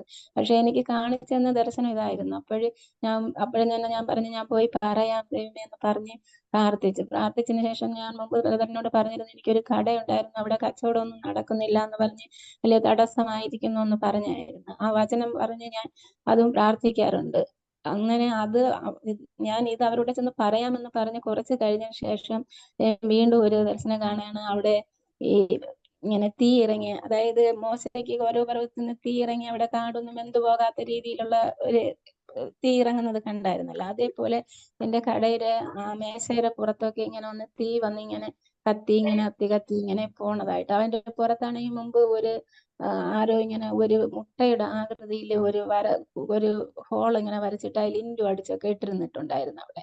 അതൊക്കെ മായ്ച്ചിട്ട് അവിടെ കുരിശൊക്കെ വരഞ്ഞു വെച്ചു. പക്ഷെ ഇന്നലെ ആ രാത്രിയിലെ അതിലെ ഇങ്ങനെ കണ്ടായിരുന്നു, ഈ തീ ഇങ്ങനെ വന്ന് കത്തി ഇങ്ങനെ മായ്ച്ചു പോകുന്നതായിട്ട്. അതെന്താണെന്ന് ദർശനങ്ങൾ കാണുന്നതൊന്നും ദർശനങ്ങൾ കാണുമ്പോൾ ഞാൻ പറഞ്ഞ ദർശനങ്ങൾ കാണുമ്പോൾ നമ്മുടെ മനസ്സിന്റെ അകത്ത് ഒരു ഭാരം ഉണ്ടാകുന്നുണ്ടെങ്കിൽ, ഭയവും ഭാരവും ഉണ്ടാകുന്നുണ്ടെങ്കിൽ ഇങ്ങനെ പ്രാർത്ഥിക്കണം, കർത്താവേ യേശുവിന്റെ നാമത്തിൽ എനിക്ക് വിരോധമായിട്ട് വരുന്ന എല്ലാം മാറിപ്പോട്ടെ എന്ന് പ്രാർത്ഥിച്ചോണം. ശ്രദ്ധിച്ചോണം, എല്ലാവരും ഞാൻ പറയുകയാണ്, ദർശനങ്ങൾ നിങ്ങൾ കാണുന്ന സമയത്ത് നിങ്ങളുടെ അകത്തൊരു ഭാരമോ ഭയമോ ഉണ്ടാകുന്നുവെങ്കിൽ അത് ആ അനർത്ഥത്തെ നിങ്ങൾ എന്ത് ചെയ്തോണം? വെട്ടി മാറ്റി വിട്ടോണം. യേശുവിന്റെ നാമത്തിൽ അതിനെ വിട്ടുകളയുന്നു, അതിനെ ബ്രേക്ക് ചെയ്യുന്നു പറഞ്ഞോണം. നമുക്ക് സന്തോഷം തരുന്നുണ്ട്, ഒരു ദർശനം കണ്ടിട്ട് ഒരു സന്തോഷം ഉണ്ടാകുന്നുണ്ടെങ്കിൽ അതിനെ ആമേൻ പറഞ്ഞ് സ്വീകരിച്ചോണം. കർത്താവിന്റെ ഹിതം പോലെ സംഭവിക്കട്ടെ എന്ന് പറയണം. ബാക്കിയൊക്കെ നിങ്ങൾ ബ്രേക്ക് ചെയ്യാനുള്ളതാണ്. ചിലത് കർത്താവ് വെളിപ്പെടുത്തും, നമുക്ക് അധികാരം ഉള്ളതുകൊണ്ടാണ് ദൈവം ഇത് വെളിപ്പെടുത്തുന്നതിനെ ബ്രേക്ക് ചെയ്യുക. അപ്പൊ സിസ്റ്ററെ, അനർത്ഥം വിട്ടു ഒഴിയട്ടെ എന്ന് പറഞ്ഞോണം, അത് യേശുവിന്റെ നാമത്തിൽ മാറിപ്പോട്ടെ എന്ന് പറഞ്ഞോണം. കർത്താവ് അത് ചെയ്യും, യേശുവിന്റെ നാമത്തിൽ തന്നെ കേട്ടോ. God bless U. ഈ ദിവസങ്ങളിൽ ഏറ്റെടുത്തോണം, കർത്താവ് വലിയ പ്രവർത്തികളെ നിറയ്ക്കും. ആമേൻ. കർത്താവ് അനുഗ്രഹിക്കട്ടെ സിസ്റ്ററെ. God bless U. മറ്റാരെങ്കിലും ഉണ്ടോ? വേഗത്തിൽ പറഞ്ഞോണേ. ഞാൻ എന്തോ ബ്രദറെ ഞാൻ പ്രീതിയാണ് സംസാരിക്കണത്. പറഞ്ഞു. ബ്രദറെ ഞാൻ പ്രീതിയാണ് സംസാരിക്കുന്നത്. ഉം. ഞാൻ അന്ന് ഒരു 30 ദിവസത്തെ വചനം എഴുതി വെച്ചിട്ട് പ്രാർത്ഥിക്കാൻ പറഞ്ഞിട്ട് ഞാൻ അതിന്നിപ്പോ 9ാമത്തെ ദിവസമായി. ആ ദിവസം തൊട്ട് എഴുതി വെച്ചിരുന്ന ആ സമയം തൊട്ട് കുറച്ച് ദിവസം കഴിഞ്ഞപ്പോ തൊട്ട് എന്റെ വീട്ടിൽ ഭയങ്കര അസ്വസ്ഥതകളും മക്കളായിട്ടും ഹസ്ബൻഡായിട്ടും ഒക്കെ ഭയങ്കര പ്രശ്നമായിരുന്നു. അപ്പൊ എനിക്ക് ഭയങ്കരമായിട്ടൊരു ഉള്ളില് ഭയങ്കര ഫീലിങ്ങും ഭയങ്കര കരച്ചിലും അങ്ങനത്തെ ഒരു ഇത് വന്നു. അതേപോലെ തന്നെ എനിക്കൊരു ഒരു സെന്ററാണ്, ഒരു കട പോലത്തെ ഒരു സെന്ററാണ്. അവിടെ ആരും കസ്റ്റമേഴ്സ് ആരും വന്നിരുന്നില്ല. അത് കഴിഞ്ഞിട്ട് പിന്നെ കുറച്ച് കസ്റ്റമേഴ്സ് വന്നു. ഈ പ്രയർ ചെല്ല് ചെയ്ത് കഴിഞ്ഞപ്പോ വീണ്ടും അവിടെ ഒരു കസ്റ്റമർ വന്ന് ഭയങ്കര പ്രശ്നമാക്കി ഒരു അടിക്കുന്ന രീതിയിൽ വരെ ഒരു എത്തിച്ചു. ആ സമയത്ത് ഞാൻ അവിടെ ഉണ്ടായിരുന്നില്ല. പക്ഷെ ഞാൻ വന്നു കഴിഞ്ഞപ്പോ ഞാനത് ശാന്തമായിട്ട് അതിനെ കൈകാര്യം ചെയ്തു. അപ്പൊ എനിക്ക് മനസ്സിലായി എന്തോ എൻ്റെ ഉള്ളിൽ പ്രവർത്തിക്കാൻ പോകുന്നുണ്ട് എന്നുള്ളൊരു ചിന്ത എനിക്ക് വന്നു. ഞാൻ അവിടെയും ദൈവവചനം പറഞ്ഞ് പ്രാർത്ഥിച്ചു. അതിന്റെ ഫലമായിട്ട് എനിക്ക് ക്ലബിലും നല്ല കസ്റ്റമേഴ്സ് ഇമ്പ്രൂവ്മെന്റ് ആയി. 1, 2, 3 ഒക്കെ വന്നിരുന്നവർക്ക് ഇന്നിപ്പോ 20 കസ്റ്റമേഴ്സ് ആയി. അതേപോലെ തന്നെ എൻ്റെ വീട്ടിലാണെങ്കിലും ഒരു സമാധാന അന്തരീക്ഷം എനിക്ക് കിട്ടിത്തുടങ്ങിയതിന് നന്ദി പറയുന്നു. ഹസ്ബൻഡ് പൂർണ്ണമായിട്ട് അങ്ങോട്ട് വന്നിട്ടില്ല എങ്കിൽ പോലും എനിക്ക് നല്ല പ്രതീക്ഷയാണ് എൻ്റെ ഹസ്ബൻഡ് തിരിച്ചു വരും, ലിവർ സിറോസിസ് ആയിട്ടിരിക്കുന്നത്. ആമേൻ. അപ്പൊ തീർച്ചയായിട്ടും പിന്നെ മോളുടെ ഒരു സിസ്റ്റർ പറഞ്ഞ വലിയൊരു സാക്ഷ്യം തന്നെയാണ്. സിസ്റ്റർ പറഞ്ഞ പോലെ തന്നെ വചനം പറഞ്ഞ് സിസ്റ്റർ പ്രാർത്ഥിക്കാൻ തുടങ്ങി. പക്ഷെ ആദ്യമൊക്കെ ഭയങ്കര വിശപ്പ്. ഞാൻ തുടക്കത്തിൽ പറഞ്ഞല്ലോ, നമ്മൾ വചനം പറയാൻ തുടങ്ങുമ്പോൾ വീടിന്റെ അകത്ത് ബഹളം ഉണ്ടെങ്കിൽ അതിന്റെ അർത്ഥം നമ്മുടെ കുടുംബത്തിൽ ആരുടെയൊക്കെയോ മേൽ ആരും അറിയാതെ മറഞ്ഞിരിക്കുന്ന ചില സ്പിരിറ്റുകൾ ഉണ്ടെന്നാണ്. അപ്പൊ ഇത് കേൾക്കുമ്പോൾ നമ്മൾ ഓർക്കും എന്റെ ഹസ്ബൻഡിനോട് ദേഷ്യപ്പെടുന്നു, ഞാനിപ്പോ നമ്മളെ ഒന്നും പറയാതെ തന്നെ, നമ്മൾ ഒന്നും ചെയ്യാതെ തന്നെ വെറുതെ വഴക്കുണ്ടാക്കാൻ വരുന്നു, വളരെ ബഹളം ഉണ്ടാക്കാൻ വരുന്നു. അപ്പൊ നിങ്ങൾ ഓർത്തോണം, അസ്വാഭാവികമായിട്ട് നിങ്ങൾക്കത് കാണാൻ പറ്റുന്നുണ്ടെങ്കിൽ നിങ്ങൾ ചെയ്യേണ്ടത് തുടർന്നോണം. വചനം നിങ്ങളുണ്ടല്ലോ, യേശു ശുശ്രൂഷിക്കാൻ വേണ്ടി പള്ളിയിൽ വന്ന സമയത്ത് പള്ളിക്കകത്താ ഈ ഭൂതം ഇളകുന്നത്. യേശു ഭൂതത്തെ പുറത്താക്കുന്നത് ശവക്കല്ലറെ പോയിട്ടല്ല, അവിടെ ആലയത്തിൽ വന്നു സുവിശേഷം പറഞ്ഞുകൊണ്ടിരുന്ന സമയത്ത് ഭൂതങ്ങൾ ഇളകാൻ തുടങ്ങി. അപ്പൊ അത്രയും നാളും പള്ളിക്കകത്തിരുന്ന് വചനം കേട്ടിരുന്ന ആൾക്കാർക്ക് ഒരു പക്ഷേ പരിശുദ്ധാത്മാവിന്റെ ശക്തിയോടെ വചനം പുറത്തോട്ട് വന്നപ്പം പിശാചുകൾക്ക് ഇരിക്കാൻ പറ്റിയില്ല, അത് വയലന്റ് ആകാൻ തുടങ്ങും. പക്ഷെ നിങ്ങൾ പേടിക്കരുത്, നിങ്ങളെ അതൊന്നും ചെയ്യത്തില്ല. ഇത് കടന്ന് ഈ ബഹളം വെക്കത്തേ ഉള്ളൂ. നിങ്ങൾ ഒരു കാര്യം തിരിച്ചറിഞ്ഞാൽ ഒരനർത്ഥവും എനിക്ക് വരത്തില്ല, ഒരു ബാധയും എന്റെ കൂടാരത്തിൽ അടുക്കത്തില്ല എന്നുള്ള വചനം പറഞ്ഞോണം. അത് നിങ്ങളെ തൊടത്തിൽ സിസ്റ്റർ പറഞ്ഞ പോലെ തന്നെ അങ്ങനെ വിഷയങ്ങൾ ഉണ്ടായിരുന്നു. പക്ഷേ ആ ബിസിനസ്സിൽ ഒത്തിരി പ്രശ്നങ്ങൾ ഉണ്ടായിരുന്നു. അതൊക്കെയും ആ വചനം പറഞ്ഞ് അനുഗ്രഹമായി തീർന്നു. ആ ബിസിനസ്സിൽ അനുഗ്രഹിക്കപ്പെട്ടു, കുടുംബത്തിൽ കർത്താവിന്റെ സാക്ഷ്യം ഉണ്ടാകാൻ ഇടയായി തീർന്നു. അപ്പൊ ഈ ദിവസങ്ങളിൽ തുടരുക, കർത്താവിന്റെ നാമത്തിൽ ഇനിയും ഇനിയും പറയുക, അത് പ്രാപിക്കുവാനും കാണുവാനും കർത്താവ് നിങ്ങളെ ഇടയാക്കും. യേശുവിന്റെ നാമത്തിൽ തന്നെ. God bless you spray. ആമേൻ. ബ്രദറെ എന്തോ ബ്രദറെ പറഞ്ഞു. ലിജോ തുടക്കത്തിൽ തന്നെ ലിജോ എന്ന പേര് പറഞ്ഞല്ലോ. കുറച്ച് കഴിഞ്ഞപ്പോ ഒന്നുകൂടെ അവന്റെ പേരെടുത്ത് പറഞ്ഞല്ലോ. ആ വ്യക്തിക്ക് വേണ്ടി എന്താണ് പാസ്റ്റർ ദൈവം തമ്പുരാൻ അവന്? ആരാ ലിജോ? എന്റെ മോനാണ്. ആദ്യമായിട്ടാണോ പ്രാർത്ഥനയ്ക്ക് ലിജോ കയറുന്നത്? അല്ലല്ല, ഞാൻ എന്നും കേറുന്നുണ്ട്. എന്നോട് വല്ലതും പറഞ്ഞിട്ടുണ്ടോ? മോന്റെ കാര്യം, മോന്റെ വല്ല പേര് വല്ലതും പറഞ്ഞിട്ടുണ്ടോ? മോന്റെ കാര്യം ഒന്നും പറഞ്ഞിട്ടില്ല. ഇന്നലെ മരുമോടെ കാര്യവും മക്കളുടെ കാര്യവും പ്രാർത്ഥനയെ പറഞ്ഞായിരുന്നു. മോന്റെ കാര്യം പറഞ്ഞിട്ടില്ല, ഞാൻ തന്നെ മോന്റെ കാര്യം മോന്റെ കാര്യം ഇന്ന് പറഞ്ഞു, പ്രാർത്ഥനയെ പറഞ്ഞത്. അതായത് ലിജോ എന്ന് പറയുന്നത് ആന്റിയുടെ മോനാ? എന്റെ മോനാണ്. ഓക്കെ. കർത്താവ് എടുത്തു പറഞ്ഞായിരുന്നു, മകനാണ് എടുത്തു പറഞ്ഞായിരുന്നു. അപ്പൊ നിങ്ങൾ എത്ര പേര് ശ്രദ്ധിച്ചായിരുന്നു? വീണ്ടും വചനം പറഞ്ഞുകൊണ്ടിരിക്കുന്ന സമയത്ത്, അതെ വചനം പറഞ്ഞ സമയത്ത് വീണ്ടും എന്നോട് പരിശുദ്ധാത്മാവ് പറഞ്ഞു, വീണ്ടും അവന് വേണ്ടി ഒന്നുകൂടെ പ്രാർത്ഥിക്കാൻ. ഈ ദിവസങ്ങളിൽ കർത്താവ് ആ മകനെ തൊടാൻ വേണ്ടി പോവാണ്. ദൈവം കർത്താവിന്റെ പദ്ധതിയിലേക്ക് അവനെ കയറ്റാൻ വേണ്ടി പോവാണ്. അവന് വേണ്ടി ഇനി ഭാരപ്പെടണ്ട. ഞാൻ തുടക്കത്തിൽ സൗല് പറഞ്ഞ പോലെ പിന്നെ കരഞ്ഞില്ലെന്നാ പറഞ്ഞത്. അതുകൊണ്ട് ഈ ദിവസങ്ങളിൽ കർത്താവ് തൊടാൻ വേണ്ടി പോവാണ്. ദൈവത്തിന്റെ പദ്ധതിയിലേക്ക് അവനെ ഓടിച്ചു കയറ്റാൻ വേണ്ടി പോവാണ്. എന്നോട് കർത്താവ് അതാ വീണ്ടും ഇടപെട്ടത്. ഞാൻ അവനെ തൊടാൻ പോവാന്ന് കർത്താവിനോട് പറഞ്ഞു. അങ്ങനെ എന്തെങ്കിലും പ്രശ്നത്തിലുണ്ടെങ്കിൽ ഇനി ഭാരപ്പെടണ്ട, അവനെ ഓർത്ത് ഇനി ഭാരപ്പെടണ്ട. കർത്താവ് ആ മകനെ തൊടാൻ വേണ്ടി പോവാണ്. പ്രാർത്ഥിച്ചോണം, ഏറ്റെടുത്തോണം. ഇനി അതോർത്ത് ഭാരപ്പെടണ്ട. യേശു അവനെ തൊടാൻ വേണ്ടി പോവാണ്. കർത്താവ് അവനെ സ്പർശിക്കാൻ പോവാണ്. ദൈവം തൊട്ടാൽ ഒരു പ്രത്യേകത കൊണ്ട് നമ്മൾ പിന്നെ ഒന്നും പറയണ്ട. കർത്താവ് അവനെ എന്ത് ചെയ്തോളും? സകലതും അനുഗ്രഹമായിക്കോളും. അതുകൊണ്ട് പ്രാർത്ഥിച്ചോണം, ഏറ്റെടുത്തോണം. ഇന്നലെ പറഞ്ഞിരുന്നു അവന്റെ ഭാര്യനും 2 പെൺകുഞ്ഞുങ്ങളെ കർത്താവ് അനുഗ്രഹിക്കുന്നതായിട്ട് ഇന്നലെ പറഞ്ഞായിരുന്നു. തീർച്ചയായിട്ടും തീർച്ചയായിട്ടും ആ കുടുംബത്തിന്റെ മേൽ രക്ഷാ പദ്ധതിയെ ദൈവം അയക്കാൻ വേണ്ടി പോവാണ്. പ്രാർത്ഥിച്ചോട്ടോ. ഈ ദിവസങ്ങളിൽ ഇനി ഭാരപ്പെടേണ്ട. ദൈവത്തെ സ്തുതിച്ചോണം. വചനത്തിലും ആത്മാവിലും ശക്തിപ്പെട്ടോണം. ബാക്കി എല്ലാം കർത്താവ് ചെയ്യും കേട്ടോ. ആമേൻ. ബ്രദറെ എന്തോ ബ്രദറെ പറഞ്ഞു? എന്തോ ജിമ്മിയുടെ കാര്യം പറഞ്ഞായിരുന്നു ബ്രദർ പ്രയർ തുടങ്ങിയപ്പോ. അത് ഞാനാ ബ്രദറെ. സിസ്റ്റർ ഏറ്റെടുത്തു. യേശുവിന്റെ നാമത്തിൽ നിന്ന് കർത്താവിന്റെ വലിയ പ്രവർത്തികൾ കുടുംബത്തിൽ വെളിപ്പെടാൻ പോകും. ഞാൻ പറഞ്ഞിട്ടില്ല, ദൈവം ചിലത് വെളിപ്പെടുത്തുന്നത് നമ്മുടെ കുടുംബത്തിൽ കർത്താവ് എന്നെ കാണുന്നത് വലിയൊരു നിന്ന ദൈവം എടുത്ത് മാറ്റാൻ വേണ്ടി പോവാണ്. വലിയ നിന്ന ദൈവം മാറ്റാൻ വേണ്ടി പോവാണ്. എന്നെ കാണുന്ന ഒരു വാക്കെന്ന് പറഞ്ഞാൽ ചില സഹോദരിമാർ നിമിത്തം ഉണ്ടായ ചില നിന്ദകൾ പലപ്പോഴും ചോദ്യങ്ങൾ മുമ്പിലാണ് ഫേസ് ചെയ്യുന്നത്. പലയിടങ്ങളിലും പോകാൻ പോലും മടിയാ. പക്ഷെ കർത്താവിനോട് പറയുന്നില്ല, നിന്ദകളുടെ നടുവിൽ ദൈവം മാനിക്കാൻ വേണ്ടി പോവാണ്. പല ചോദ്യങ്ങളുടെ കൂടെ യാത്ര ചെയ്യുന്നത്. ഒന്നുമില്ലാത്തവളെ പോലെ നിൽക്കുക. ഞാൻ കാണുന്ന ഒരു കാഴ്ച എന്ന് പറഞ്ഞാൽ 2 കൈയും മലർത്തി പിടിച്ചു ഒന്നുമില്ലാത്തവളെ പോലെ നിൽക്കുക, ഒരു ശൂന്യമായ അവസ്ഥയിൽ. പക്ഷെ കർത്താവ് പറയുന്നു സാക്ഷ്യമാക്കി നിർത്താൻ വേണ്ടി പോവാ കേട്ടോ. ദൈവാത്മാവോട് പറയുന്നു. ഇത് പറഞ്ഞുകൊണ്ടിരിക്കുമ്പോ ദൈവാത്മ പറഞ്ഞു, ഒരു ലീലാമേനെ ദൈവം തൊടുന്നായിട്ടൊരു കാഴ്ച എന്നെ കാണിക്കുക. സൗകര്യം തന്നെയാണ്. ലീലാമേനെ ദൈവം സ്പർശിക്കുന്ന ഒരു കാഴ്ച സൗകര്യമായിട്ട് ബന്ധപ്പെട്ട കർത്താവ് ഒരു കണക്ഷനെ കർത്താവ് തരും. അതൊരു അനുഗ്രഹത്തിന്റെ കണക്ഷനാണ്. പ്രാർത്ഥിച്ചോണം. ഈ ദിവസങ്ങളിൽ തിരുവചനത്തിലും പ്രാർത്ഥനയിലും ബലപ്പെട്ടോണം. ദൈവനോട് പറയുന്നു, പരാജയപ്പെട്ടുകൊടുത്ത് ദൈവം മാനിക്കാൻ വേണ്ടി പോവാം. കർത്താവ് എന്നെ കാണിക്കുന്ന ഒരു അനുഗ്രഹിക്കപ്പെട്ട ഭവനത്തിലേക്ക് ദൈവം പ്രവേശിപ്പിക്കും. വലിയൊരു സാക്ഷ്യമാക്കി ദൈവം മാറ്റും. നിന്നയെ ദൈവം മാറ്റും കേട്ടോ. ധൈര്യമായിട്ടിരുന്നു. കർത്താവ് ഉയർത്തും കേട്ടോ സിസ്റ്ററെ. പ്രാർത്ഥനയിലും ഈ ദിവസങ്ങളിലും വചനത്തിലും ബലപ്പെട്ടോണം. God bless you. ആമേൻ. കർത്താവിന്റെ ആമേൻ.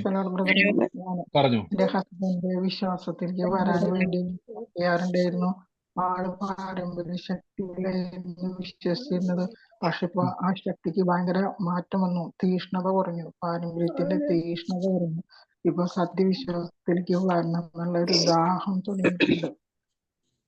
ആമേൻ. തീർച്ചയായിട്ടും മിസ്റ്റർ കർത്താവ് ഞാൻ പറഞ്ഞില്ല, നിങ്ങൾ വചനത്തിലും പ്രാർത്ഥനയിലും ബലപ്പെടാൻ തയ്യാറെങ്കിൽ നിങ്ങളുടെ കുടുംബത്തെ ദൈവം, ബൈബിളിൽ പറയുന്നത് കർത്താവ് യേശുവിൽ വിശ്വസിച്ചാൽ നീയും നിന്റെ കുടുംബവും. അപ്പൊ എന്നെ കർത്താവ് തൊട്ടാൽ എന്റെ കുടുംബത്തെയും കൂടെ കർത്താവ് എന്ത് ചെയ്യും? യേശുവിലേക്ക് കൊണ്ട് നിങ്ങൾ ഭാരപ്പെടണം. നിങ്ങൾ പ്രാർത്ഥിച്ചാൽ നിങ്ങളുടെ കുടുംബ തലമുറകളൊക്കെയും അനുഗ്രഹമായി തീരും. അതിന്റെ റിസൾട്ടുകളെ കർത്താവ് നിങ്ങൾക്ക് വേണ്ടി ചെയ്യും കേട്ടോ. ധൈര്യമായിട്ട് പ്രാർത്ഥിച്ചു, പ്രവർത്തിക്കും. ആമേൻ. പറഞ്ഞു. പാസ്റ്റർ, എനിക്ക് 2 വിഷയം പറയാനുണ്ട് പ്രാർത്ഥിക്കാൻ വേണ്ടിയിട്ടാണ്. എനിക്ക് 2 പെൺമക്കളാണ്. ഒരു മോള് കല്യാണം കഴിഞ്ഞ് സൗദിയിൽ ഇരിക്കുന്നു. അവള് ഒത്തിരി ഇന്റർവ്യൂ ഒക്കെ കഴിഞ്ഞ് നിൽക്കുന്നു. നല്ലൊരു ജോലിയിൽ പ്രവേശിക്കാൻ വേണ്ടി പ്രാർത്ഥിക്കുക. ഇളയ മോള് സിവിൽ എഞ്ചിനീയർ കഴിഞ്ഞ് നിൽക്കുകയാണ്. ഇതുവരെ ഒരു ജോലി ലഭിച്ചില്ല. അവൾക്ക് വേണ്ടി കൂടെ ഒന്ന് പ്രാർത്ഥിക്കണമെന്ന്. തീർച്ചയായിട്ടും സിസ്റ്റർ, നമ്മൾ തുടക്കത്തിൽ തന്നെ സിസ്റ്റർ പ്രാർത്ഥനയിൽ ഉണ്ടായിരുന്നല്ലോ. നമ്മൾ ഒരുമിച്ച് ഏറ്റവും ഒടുവിൽ പ്രാർത്ഥിച്ചിട്ടുണ്ട്. ആ പ്രാർത്ഥന തലമുറകളുടെ മേൽ വന്നു കഴിഞ്ഞു. ഞാൻ പറഞ്ഞല്ലോ, ഞാൻ വ്യക്തിപരമായിട്ട് ആരുടെയും പേര് പറഞ്ഞില്ലെന്നേ ഉള്ളൂ.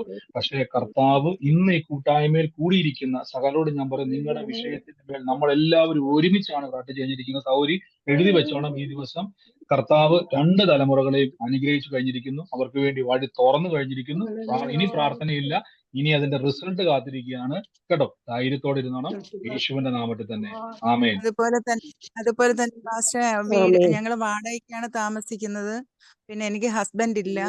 അപ്പോ അതിനുവേണ്ടി ഞങ്ങളെ കുടുംബത്തിന് വേണ്ടി പ്രത്യേകിച്ച് പ്രാർത്ഥിക്കണേ പാസ്റ്റർ. തീർച്ചയായിട്ടും സിസ്റ്റർ, കർത്താവ് അനുഗ്രഹിക്കും കേട്ടോ. ധൈര്യമായിട്ടിരിക്കും. കർത്താവ് തുറക്കും. ധൈര്യമായിട്ടിരിക്കും കേട്ടോ. സാക്ഷ്യം പറഞ്ഞു.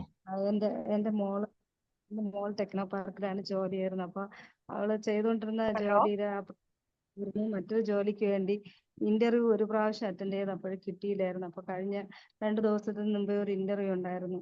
അപ്പൊ അവൾക്ക് നിരാശയായിരുന്നു. അത് കിട്ടുമെന്നുള്ള അത് വിശ്വാസം ഇല്ലായിരുന്നു. അപ്പൊ ഞാൻ പറഞ്ഞു, വിശ്വാസത്തോടെ എനിക്ക് വിശ്വാസമുണ്ട്, നിനക്ക് ആ ജോലി കിട്ടും, എന്റെ ദൈവം നിനക്ക് ആ ജോലി തരും തീർച്ചയായിട്ടും. അപ്പൊ ബ്രദർ അന്നൊരു വചനം പറഞ്ഞായിരുന്നു, മനുഷ്യരാൽ അസാധ്യം, ദൈവത്താൽ സകലതും സാധ്യം. ഇന്ന് നിനക്ക് ആ ജോലി ദൈവം തന്നിരിക്കുമെന്ന് ഞാൻ ഉറപ്പോടെ പറഞ്ഞപ്പോ അന്ന് പോയപ്പോ ഇന്റർവ്യൂ ഭയങ്കര പ്രയാസമായിരുന്നു. 5 പേര് ഇന്റർവ്യൂവിന് ഉണ്ടായിരുന്നു. ഒരു വേക്കൻസി ഉണ്ടായിരുന്നുള്ളൂ. പക്ഷെ ഇന്റർവ്യൂ കഴിഞ്ഞിട്ട് സാർ ഒന്നും പറഞ്ഞില്ല, നിങ്ങൾ ആരും നല്ലതായിട്ട് ചെയ്തില്ല എന്നാണ് പറഞ്ഞത്. ഒരു വേക്കൻസിയേ ഉള്ളൂ, ഒന്നും കൂടെ ഇന്റർവ്യൂ നടത്താമെന്ന് പറഞ്ഞ്. അവർക്ക് നിരാശയായിരുന്നു. അപ്പൊ അവളൊരു ഫ്രണ്ട് ആയിട്ട് ഒരുമിച്ചാണ് പോയത്. അപ്പൊ അവിടുത്തെ 2 ദിവസം കഴിഞ്ഞിട്ട് ആ സാറ് വിളിച്ചു പറഞ്ഞു ഇനി ഇന്റർവ്യൂ ഒന്നുമില്ല, ദിവ്യയെ സെലക്ട് ചെയ്തിരിക്കുകയാണെന്ന് ആ സാറ് വിളിച്ചു പറഞ്ഞു. അങ്ങനെ അവർക്ക് ആമേൻ. ആ ഇത് ജോലി വലിയൊരു കിട്ടിയ സാക്ഷ്യം തന്നെയാണ്. ദൈവമാണ് അത് കൊടുത്തത്. വലിയൊരു സാക്ഷ്യം തന്നെ. പ്രിയ സിസ്റ്റർ പറഞ്ഞ പോലെ തന്നെ 5 പേര് ജോലിക്ക് പോയി, വലിയ ഭാരമായിരുന്നു. 5 പേരും സെലക്ട് ആയില്ല. അപ്പൊ അവിടുത്തെ ഓണർ തന്നെ പറഞ്ഞു അത് എന്താണ് അവിടുത്തെ ആള് തന്നെ പറഞ്ഞു 5 പേരുടെ പെർഫോമൻസ് നടപ്പണം, ഇനി ഒരു ഇന്റർവ്യൂ വേണം. പക്ഷെ അമ്മ എന്ത് ചെയ്തു? പ്രാർത്ഥിച്ചു. മനുഷ്യർക്ക് അസാധ്യം, ദൈവത്തിന് സകലതും സാധ്യം. ഞാൻ പറഞ്ഞില്ല, വചനത്തെ പിടിച്ച് മുറുകെ പിടിച്ച് പ്രാർത്ഥിച്ചോണം. അവിടെ ഇനിയിപ്പോ എന്നാ വലിയ നമുക്കെതിരെ വന്നാൽ, ഇപ്പൊ പറഞ്ഞത് കേട്ടല്ലോ, 5 പേർക്കും ഉണ്ടായിരുന്ന ഒരാളുടെ ഒരു വേക്കൻസി ഉള്ളൂ. പക്ഷെ അവർ പെർഫോമൻസ് വളരെ മോശമായിരുന്നു, ഒരു സാധ്യതയില്ല. പക്ഷെ ഇങ്ങോട്ട് വിളിച്ചിട്ട് പറഞ്ഞ മനുഷ്യൻ തന്നെ പറഞ്ഞു ഇനി ഒരു ഇന്റർവ്യൂ ഇല്ല, കയറിക്കോളാൻ. മനസ്സിലായോ? വചനം പറഞ്ഞ് പ്രാർത്ഥിക്കുക. കർത്താവ് നിങ്ങളുടെ വിഷയത്തിന്റെ മേൽ അത്ഭുതം ചെയ്യും. മനുഷ്യൻ അസാധ്യം. മനുഷ്യന്റെ ബുദ്ധി ചിന്തിച്ചു നോക്കി, ഇനി ഒരു ഇന്റർവ്യൂയിലൂടെ മാത്രമേ അടുത്തൊരു ലെവലിലോട്ട് കയറാൻ പറ്റത്തുള്ളൂ. പക്ഷെ സെലക്ട് ചെയ്യുന്നത് കർത്താവിൽ വിശ്വസിക്കുന്ന നിങ്ങളാണ്. നിങ്ങൾ സെലക്ട് ചെയ്താൽ പിന്നെ അതിന്റെ അപ്പുറമൊന്നുമില്ല. കർത്താവ് അനുഗ്രഹിക്കട്ടെ. ആ വലിയ സാക്ഷ്യത്തിനായി നന്ദി, യേശുവിന്റെ നാമത്തിൽ തന്നെ. ആമേൻ. കർത്താവ് അനുഗ്രഹിക്കട്ടെ. മറ്റാരെങ്കിലും ഉണ്ടോ? ഹലോ, മറ്റാരെങ്കിലും ഉണ്ടോ? പ്രൈസ് ലോർഡ് ബ്രദറെ. പറഞ്ഞു. ബ്രദറെ, പറഞ്ഞു. ഇപ്പം ബ്രദർ പ്രാർത്ഥിച്ചുകൊണ്ടിരുന്നപ്പം എന്റെ ഈ ഇടത്തെ കൈയുടെ സൈഡ് ഭയങ്കര കഴപ്പും പൊളപ്പും, എനിക്ക് ഇരിക്കാനൊക്കത്തില്ലായിരുന്നു. അപ്പൊ ബ്രദർ പറഞ്ഞില്ലായിരുന്നോ വേദന ഉള്ളിടത്തോട്ട് കൈ വെച്ച് പ്രാർത്ഥിക്ക്, ദൈവം ഇപ്പൊ തന്നെ സൗഖ്യമാക്കുമെന്ന്. പ്രാർത്ഥിച്ചു കഴിഞ്ഞ് ഇച്ചിരി കഴിയുമ്പോ എന്റെ കൈയുടെ വേദന എങ്ങോട്ട് പോയെന്ന് അറിയത്തില്ല ബ്രദറെ. ഭയങ്കര ഒരു ആശ്വാസം, നല്ലൊരു സൗഖ്യവും കിട്ടി. എല്ലാ ആമേൻ. മഹത്വവും ദൈവത്തിന് ബ്രദറെ. ആമേൻ. തീർച്ചയായിട്ടും വലിയ അത്ഭുതമാണ്. പറഞ്ഞ പോലെ തന്നെ ഞാനോട് പറയണം, നമ്മൾ ഒരുമിച്ച് പ്രാർത്ഥിക്കുന്നത് വലിയ ശക്തിയാണ്. നിങ്ങളുടെ തുടക്കത്തിൽ വീണ്ടും പറയുന്നു, ഏറ്റവും ഒടുവിലത്തെ പ്രാർത്ഥന അത് വചനത്തിന്റെ അകത്തു നിന്നുകൊണ്ട് നമ്മൾ ഇത്രയും നേരം പറഞ്ഞ വചനത്തിന്റെ അകത്തു നിന്നുകൊണ്ട് പ്രാർത്ഥിക്കുന്ന പ്രാർത്ഥനയാണ്. വലിയ ശക്തിയുണ്ട്. ആമേൻ. സിസ്റ്റർ പറഞ്ഞ പോലെ തന്നെ ആ ആമേൻ. രോഗമുള്ള ഭാഗം വളരെ വേദനയാൽ സിസ്റ്റർ ഭാരപ്പെട്ടു. പക്ഷെ കൈവച്ചു. നിങ്ങൾ ആലോചിക്കണം, സിസ്റ്റർ ആമേൻ. വേറൊരു രാജ്യത്തേക്ക്, നമ്മൾ പല സ്ഥലത്തും ചെതറി കിടക്കുവാണ്. പക്ഷെ നമ്മൾ ഒരുമിച്ച് ആ പ്രാർത്ഥനയിൽ ജയമെടുത്തപ്പോൾ സൗഖ്യം അവിടെ ആമേൻ. നടന്നു. സ്തോത്രം. കർത്താവ് തൊട്ട് ആമേൻ. സൗഖ്യമാക്കിയതിന് നന്ദി. യേശുവിന്റെ അധികാരമുള്ള ആമേൻ. നാമത്തിൽ തന്നെ. ആമേൻ. ഗോഡ് ബ്ലെസ് സിസ്റ്ററെ. ആമേൻ. ആമേൻ. ആമേൻ. ബ്രദറെ പ്രാർത്ഥനാ വിഷയമുണ്ട്. എന്റെ പേര് സുബീഷ് എന്നാണ്. മനസ്സിലായോ ബ്രദറിനെ? പറഞ്ഞു. നമുക്ക് മൂന്നാലഞ്ച് വണ്ടികളൊക്കെ ആയിട്ട് നമ്മള് സ്കൂൾ ബസ് സർവീസ് നടത്തിക്കൊണ്ടിരിക്കുവാണ്. അപ്പൊ ആ കോവിഡിനൊക്കെ ശേഷം ലോണൊക്കെ പെൻഡിങ് വന്നിട്ട് 2 വർഷത്തെ പെൻഡിങ് വന്നിട്ട് അതൊരു അരിയസായിട്ട് കിടപ്പുണ്ട്. അപ്പൊ നമുക്കിപ്പോ ഇത്രയും 4 വണ്ടികൾ ഓടിയിരുന്നു, കാര്യമായിട്ട് ബാലൻസ് ഒന്നുമില്ല. അപ്പൊ അതിനൊരു പ്രാർത്ഥനാ വിഷയമായിട്ട് എടുത്തൊന്ന് പ്രാർത്ഥിക്കണോ? തീർച്ചയായിട്ടും ബ്രദറെ, കർത്താവ് ആ വിഷയത്തിന് മേൽ അത്ഭുതം ചെയ്തു കഴിഞ്ഞു. ഞാൻ പറഞ്ഞത് തുടക്കത്തിൽ ഒരുമിച്ച് പ്രാർത്ഥിച്ചു കഴിഞ്ഞു. അതുകൊണ്ട് കർത്താവ് ഇതിന്റെ മേൽ പ്രവർത്തിച്ചു കഴിഞ്ഞു. സങ്കീർത്തനത്തിൽ ഒരു വാക്യമുണ്ട്, ഞാൻ റെഫറൻസ് ആയതുകൊണ്ട് ഇട്ടേക്കണം. നിന്റെ അധ്വാനം നീ തന്നെ ഭക്ഷിക്കും, നിനക്ക് ഭാഗ്യവാൻ, നിനക്ക് നന്മ വന്നിരിക്കും എന്നുള്ള വചനമുണ്ട്. എനിക്ക് 128 സങ്കീർത്തനമെന്ന് എനിക്ക് തോന്നുന്നത്. ആ സങ്കീർത്തനം വേഗത്തിൽ നിന്ന് ബ്രദർ അത് നോട്ട് ചെയ്തിട്ട് ഇപ്പം മുതൽ പറഞ്ഞോണം. എന്റെ അധ്വാനം ഞാൻ തന്നെ ഭക്ഷിക്കും, ഞാൻ ഭാഗ്യവാൻ, എനിക്ക് നന്മ വന്നിരിക്കും എന്നൊരു വാക്യമുണ്ട്. ആ വാക്യം 128 സങ്കീർത്തനം 2ാമത്തെ വാക്യമാണ്. 128 സങ്കീർത്തനത്തിന്റെ 2 അത് പറഞ്ഞാൽ മതി. പ്രാർത്ഥന കഴിഞ്ഞു. ഇനി ആ വാക്യം ഒന്ന് പറഞ്ഞാൽ മതി. ഒന്നും നഷ്ടപ്പെട്ടു പോകത്തില്ല, ഇരട്ടി നന്മ ഉണ്ടാവും കേട്ടോ. ആ വചനം പറഞ്ഞാൽ മതി. സങ്കീർത്തനം 120 റീത്ത സൗകര്യത്തിലുണ്ട്, ബിജി സൗകര്യത്തിലുണ്ട്. ആമേൻ. പറഞ്ഞു. കേൾക്കാമോ? പറഞ്ഞു. എന്റെ ഒരു സഹോദരിക്ക് ഇന്നലെ ഭയങ്കര തലവേദനയായിരുന്നു. അപ്പോ ഞങ്ങൾ വളരെ ദൂരെയാ. അപ്പൊ ഞാൻ എന്റെ വേറൊരു സഹോദരി അവിടെ ഉണ്ടായിരുന്നു. ആ ചേച്ചിയോട് പറഞ്ഞു, ചേച്ചി ഒന്ന് ചെന്ന് മറ്റേ ചേച്ചിയുടെ തലയിലൊന്ന് കൈവച്ച് പ്രാർത്ഥിക്കേ, ഇപ്പൊ മാറിക്കോളൂ എന്ന് പറഞ്ഞു. ആ ചേച്ചി പോയി അതുപോലെ ചെന്ന് പ്രാർത്ഥിച്ചു. ആ നിമിഷം മുതൽ മറ്റേ ചേച്ചിക്ക് ആ തലയുടെ വേദന വളരെ കുറഞ്ഞു. ആമേൻ. തീർച്ചയായിട്ടും. അതുപോലെ മറ്റൊരു ആലോചന, സജീവൻ എന്ന് പറഞ്ഞ ഒരു ആലോചന പറഞ്ഞ ആ പുള്ളിക്ക് 2 ആൺമക്കളും ഉണ്ടെന്ന് പറഞ്ഞു. പക്ഷെ ആ പുള്ളി കുറച്ച് ദിവസമായിട്ട് മരിച്ചുപോയി. ആൺമക്കൾ 2 പേരുണ്ട്. അവരെ അനുഗ്രഹിക്കുന്നത് അതാണെങ്കിൽ അത് ഞാൻ ഏറ്റെടുത്ത് പ്രാർത്ഥിക്കുന്നു. അതല്ലേ ഒരു സഹോദരി പറഞ്ഞായിരുന്നു, റിപ്ലൈ കൊടുത്തായിരുന്നു. ആദ്യം തന്നെ ഒരു സഹോദരി പറഞ്ഞായിരുന്നു, സജീവൻ ഒരാള് ഡിവോഴ്സ് ആയിട്ട് നിൽക്കുന്നു, 2 ആൺമക്കൾ ഉണ്ടായിരുന്നു പറഞ്ഞായിരുന്നു. ആ കുടുംബത്തിന് വേണ്ടിയാണ്. അപ്പൊ അത് ഓൾറെഡി പറഞ്ഞതാണ്. അപ്പൊ ആ വ്യക്തിക്ക് വേണ്ടിയല്ല. അപ്പൊ ഇനിയും എന്ത് ചെയ്യണം? സഹോദരി അനേകർക്ക് വേണ്ടി പ്രാർത്ഥിച്ചോണം. ഇതേപോലെ തന്നെ അനേക രോഗികൾക്ക് വേണ്ടി നിങ്ങൾ പോയി പ്രാർത്ഥിച്ചോണം. ഞാൻ പറഞ്ഞില്ല, നിങ്ങളുടെ കാര്യത്തിൽ സൗഖ്യമുണ്ട്. ആ സൗഖ്യം ഏതാന്ന് ചോദിച്ചു കഴിഞ്ഞാൽ കർത്താവിന്റെ വചനമാണ്. അതുകൊണ്ട് കർത്താവിന്റെ തിരുമുറിവിനാൽ എനിക്ക് സൗഖ്യം വന്നിരിക്കുന്നു. രോഗികളുടെ മേൽ കൈവച്ചാൽ സൗഖ്യം വരും എന്നുള്ള വചനം എന്റെ കയ്യിൽ ഇരിപ്പുണ്ട്. ആ കൈ എടുത്ത് വെച്ചാൽ മതി, രോഗികൾ സൗഖ്യമായിരിക്കും. നിങ്ങളുടെ തലമേൽ കൈവച്ചാൽ മതി, നിങ്ങൾ സൗഖ്യമായിരിക്കും. God bless U. കർത്താവ് അനുഗ്രഹിക്കട്ടെ. മറ്റാരെങ്കിലും ഉണ്ടോ സാക്ഷ്യം പറയാൻ? പറയട്ടെ ബ്രദറെ, ഒരു സാക്ഷ്യം പറയാനുണ്ട്. പറഞ്ഞു. ബ്രദറെ, റിമോട്ട് കാണാതെ പോയതിനെ കുറിച്ച് പറഞ്ഞപ്പോഴാണ് എനിക്ക് ഓർമ്മ വന്നത്. എനിക്ക് ഒരു ബ്ലൂടൂത്ത് ഹെഡ്സെറ്റ് 2 ഉണ്ടായിരുന്നു. അപ്പൊ ഒരു ദിവസം ഒരെണ്ണം കാണാതെ പോയി. അപ്പൊ ഞാൻ ഒരു 1.5 ആഴ്ച വീട് മുഴുവൻ അരിച്ചു പെറുക്കി തപ്പി, പക്ഷെ ഈ സാധനം കിട്ടിയില്ല. പിന്നെ ഒരു ദിവസം വെളുപ്പിന് ഞാൻ യൂട്യൂബിൽ ബ്രദറിന്റെ ഇത് പ്രെയർ കണ്ടിരിക്കണായിരുന്നു. അപ്പൊ മറ്റേത് അതിന്റെ ബാറ്ററി തീർന്നിട്ട് ഓഫായി പോയി. അപ്പൊ അത് കേക്കല് നിന്ന് മോനടുത്ത് ഇരുന്ന് കിടന്നുറങ്ങണോണ്ട് എനിക്ക് സ്പീക്കർ ഓൺ ചെയ്യാനും പറ്റില്ല. അപ്പൊ ഞാൻ അവിടെ ഇരുന്നിച്ചും പറഞ്ഞു, ദൈവമേ നിനക്കറിയാം ഇത് എവിടെ ഇരിക്കണേന്ന്. ഞാൻ ഈ ഒരാഴ്ചയായിട്ട് മുഴുവൻ തപ്പിയിട്ട് ഈ സാധനം കിട്ടിയില്ല. അപ്പൊ എവിടെയാണെന്ന് നീ എനിക്കൊന്നൊന്ന് പറഞ്ഞതാ, ഞാനത് എടുത്തോളാം എന്ന് പറഞ്ഞു. അപ്പൊ ഇത് പറഞ്ഞു കഴിഞ്ഞതും ഞാനപ്പോ ഈ ഇട്ടേക്കണ ഡ്രസ്സിന്റെ പോക്കറ്റിലേക്ക് വെറുതെ ഇങ്ങനെ കൈയിട്ട് ഓർക്കാതെ ഇട്ടതാണ്. കറക്റ്റ് അത് ചെന്ന് എടുത്തത് ഈ ഹെഡ്സെറ്റ് അതിന്റെ അകത്ത് കിടക്കണം. സത്യം പറഞ്ഞിട്ടുണ്ടെങ്കിൽ ഞാൻ അങ്ങനെ ആ ഡ്രസ്സിന്റെ അകത്ത് ഇത് ഇട്ടതായിട്ട് എനിക്ക് യാതൊരു ഓർമ്മയില്ല. കാരണം തണുപ്പുള്ളപ്പോൾ മാത്രമാണ് ഞാൻ ആ നൈറ്റ് ആ ഡ്രസ്സ് ഇടുന്നത്. അത് ഇട്ട് അപ്പൊ തന്നെ അത് കിട്ടി, ഞാനത് എടുത്ത് കുത്തി, ഞാൻ പിന്നെ ബാക്കി അതിന്റെ കേൾക്കുകയും ചെയ്തു. തീർച്ചയായിട്ടും ബ്രദറെ, ഞാനത് പറഞ്ഞു, ചിലപ്പം നമ്മുടെ സാക്ഷ്യങ്ങൾ മറ്റേതാൾക്ക് ചെറുതായിട്ട് തോന്നിയാലും നമുക്കത് വലിയ, ഞാൻ 2 മാസമായിട്ട് തപ്പിക്കൊണ്ടിരുന്ന സാധനമാണ്. പക്ഷെ അന്ന് പ്രാർത്ഥിച്ചില്ല. പക്ഷെ ഇന്ന് ഞാൻ പ്രാർത്ഥിച്ചു, കർത്താവെ ഞാൻ മടുത്തു, എനിക്കൊന്ന് കാണിച്ചു തരണേന്ന് പ്രാർത്ഥിച്ചു. കറക്റ്റ് അതേപോലെ തന്നെ വരാൻ ഇടയായിത്തീർന്നു. അപ്പൊ നമ്മുടെ ചെറിയ കാര്യങ്ങൾ പോലും കർത്താവ് ശ്രദ്ധിക്കുന്നുണ്ടെങ്കിൽ നമ്മുടെ വലിയ കാര്യങ്ങളും കർത്താവ് ശ്രദ്ധിക്കുന്നുണ്ട്. നമ്മൾ അങ്ങോട്ട് ചോദിച്ചാൽ മതി, കർത്താവെ എന്നെ ഒന്ന് സഹായിക്കണമെന്ന് പറഞ്ഞാൽ കർത്താവ് നിങ്ങളെ സഹായിക്കും. കർത്താവ് നിങ്ങളെ സഹായിക്കട്ടെ. മറ്റാരെങ്കിലും ഉണ്ടോ സാക്ഷ്യം പറയാൻ? സാക്ഷ്യം പറയട്ടെ. പറഞ്ഞു. സാക്ഷ്യം പറയട്ടെ ബ്രദർ. പറഞ്ഞു. ബ്രദർ ലിജോ എന്നൊരു പേര് പറഞ്ഞു. അത് ഞാനത് സ്വീകരിക്കുന്നു. എന്റെ ഹസ്ബൻഡ്, എന്റെ ബ്രദറിന്റെ കൊച്ചുമോനാണ്. അവൻ MBBS കഴിഞ്ഞിട്ട് PGക്ക് വേണ്ടി അവൻ ട്രൈ ചെയ്തോണ്ടിരിക്കുന്നു. അടുത്ത മാസം എന്തോ പരീക്ഷയാണ്. ഞാൻ അവന് വേണ്ടി ഞാനത് ഏറ്റെടുത്ത് പ്രാർത്ഥിക്കുന്നു. ദൈവം അവനെ നടത്തണം.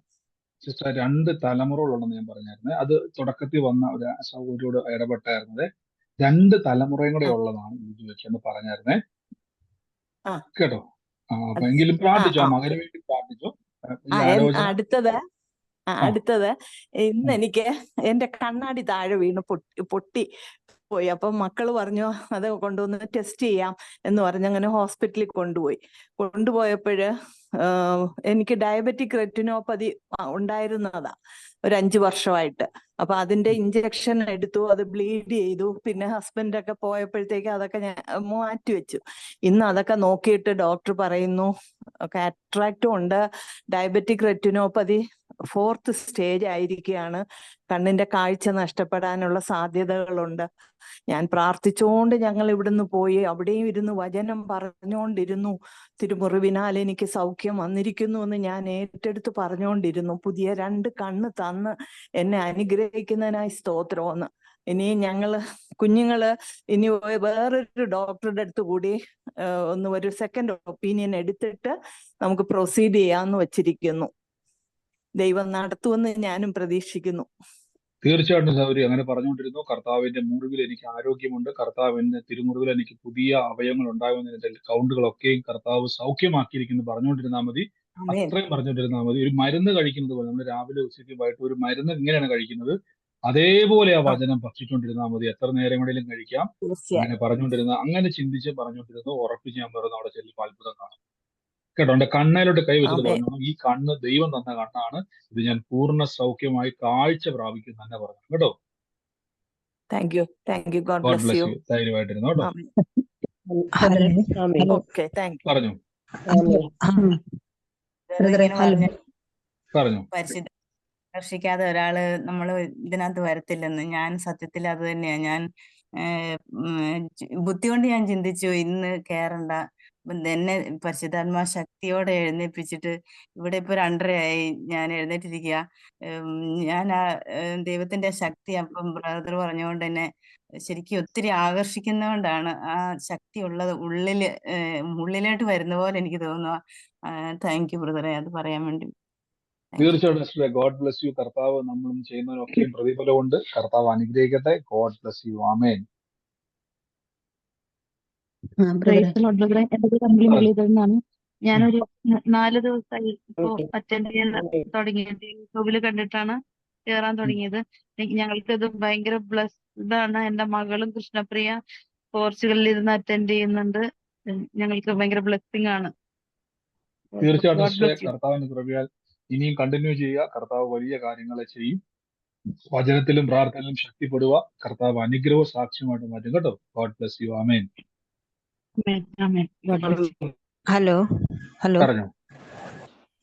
ഹലോ ബ്രദർ, ഞാൻ ഈ ഏപ്രിൽ മാസം തൊട്ടിട്ടാണ് ഈ സൂം മീറ്റിംഗിൽ കയറാൻ തുടങ്ങിയത്.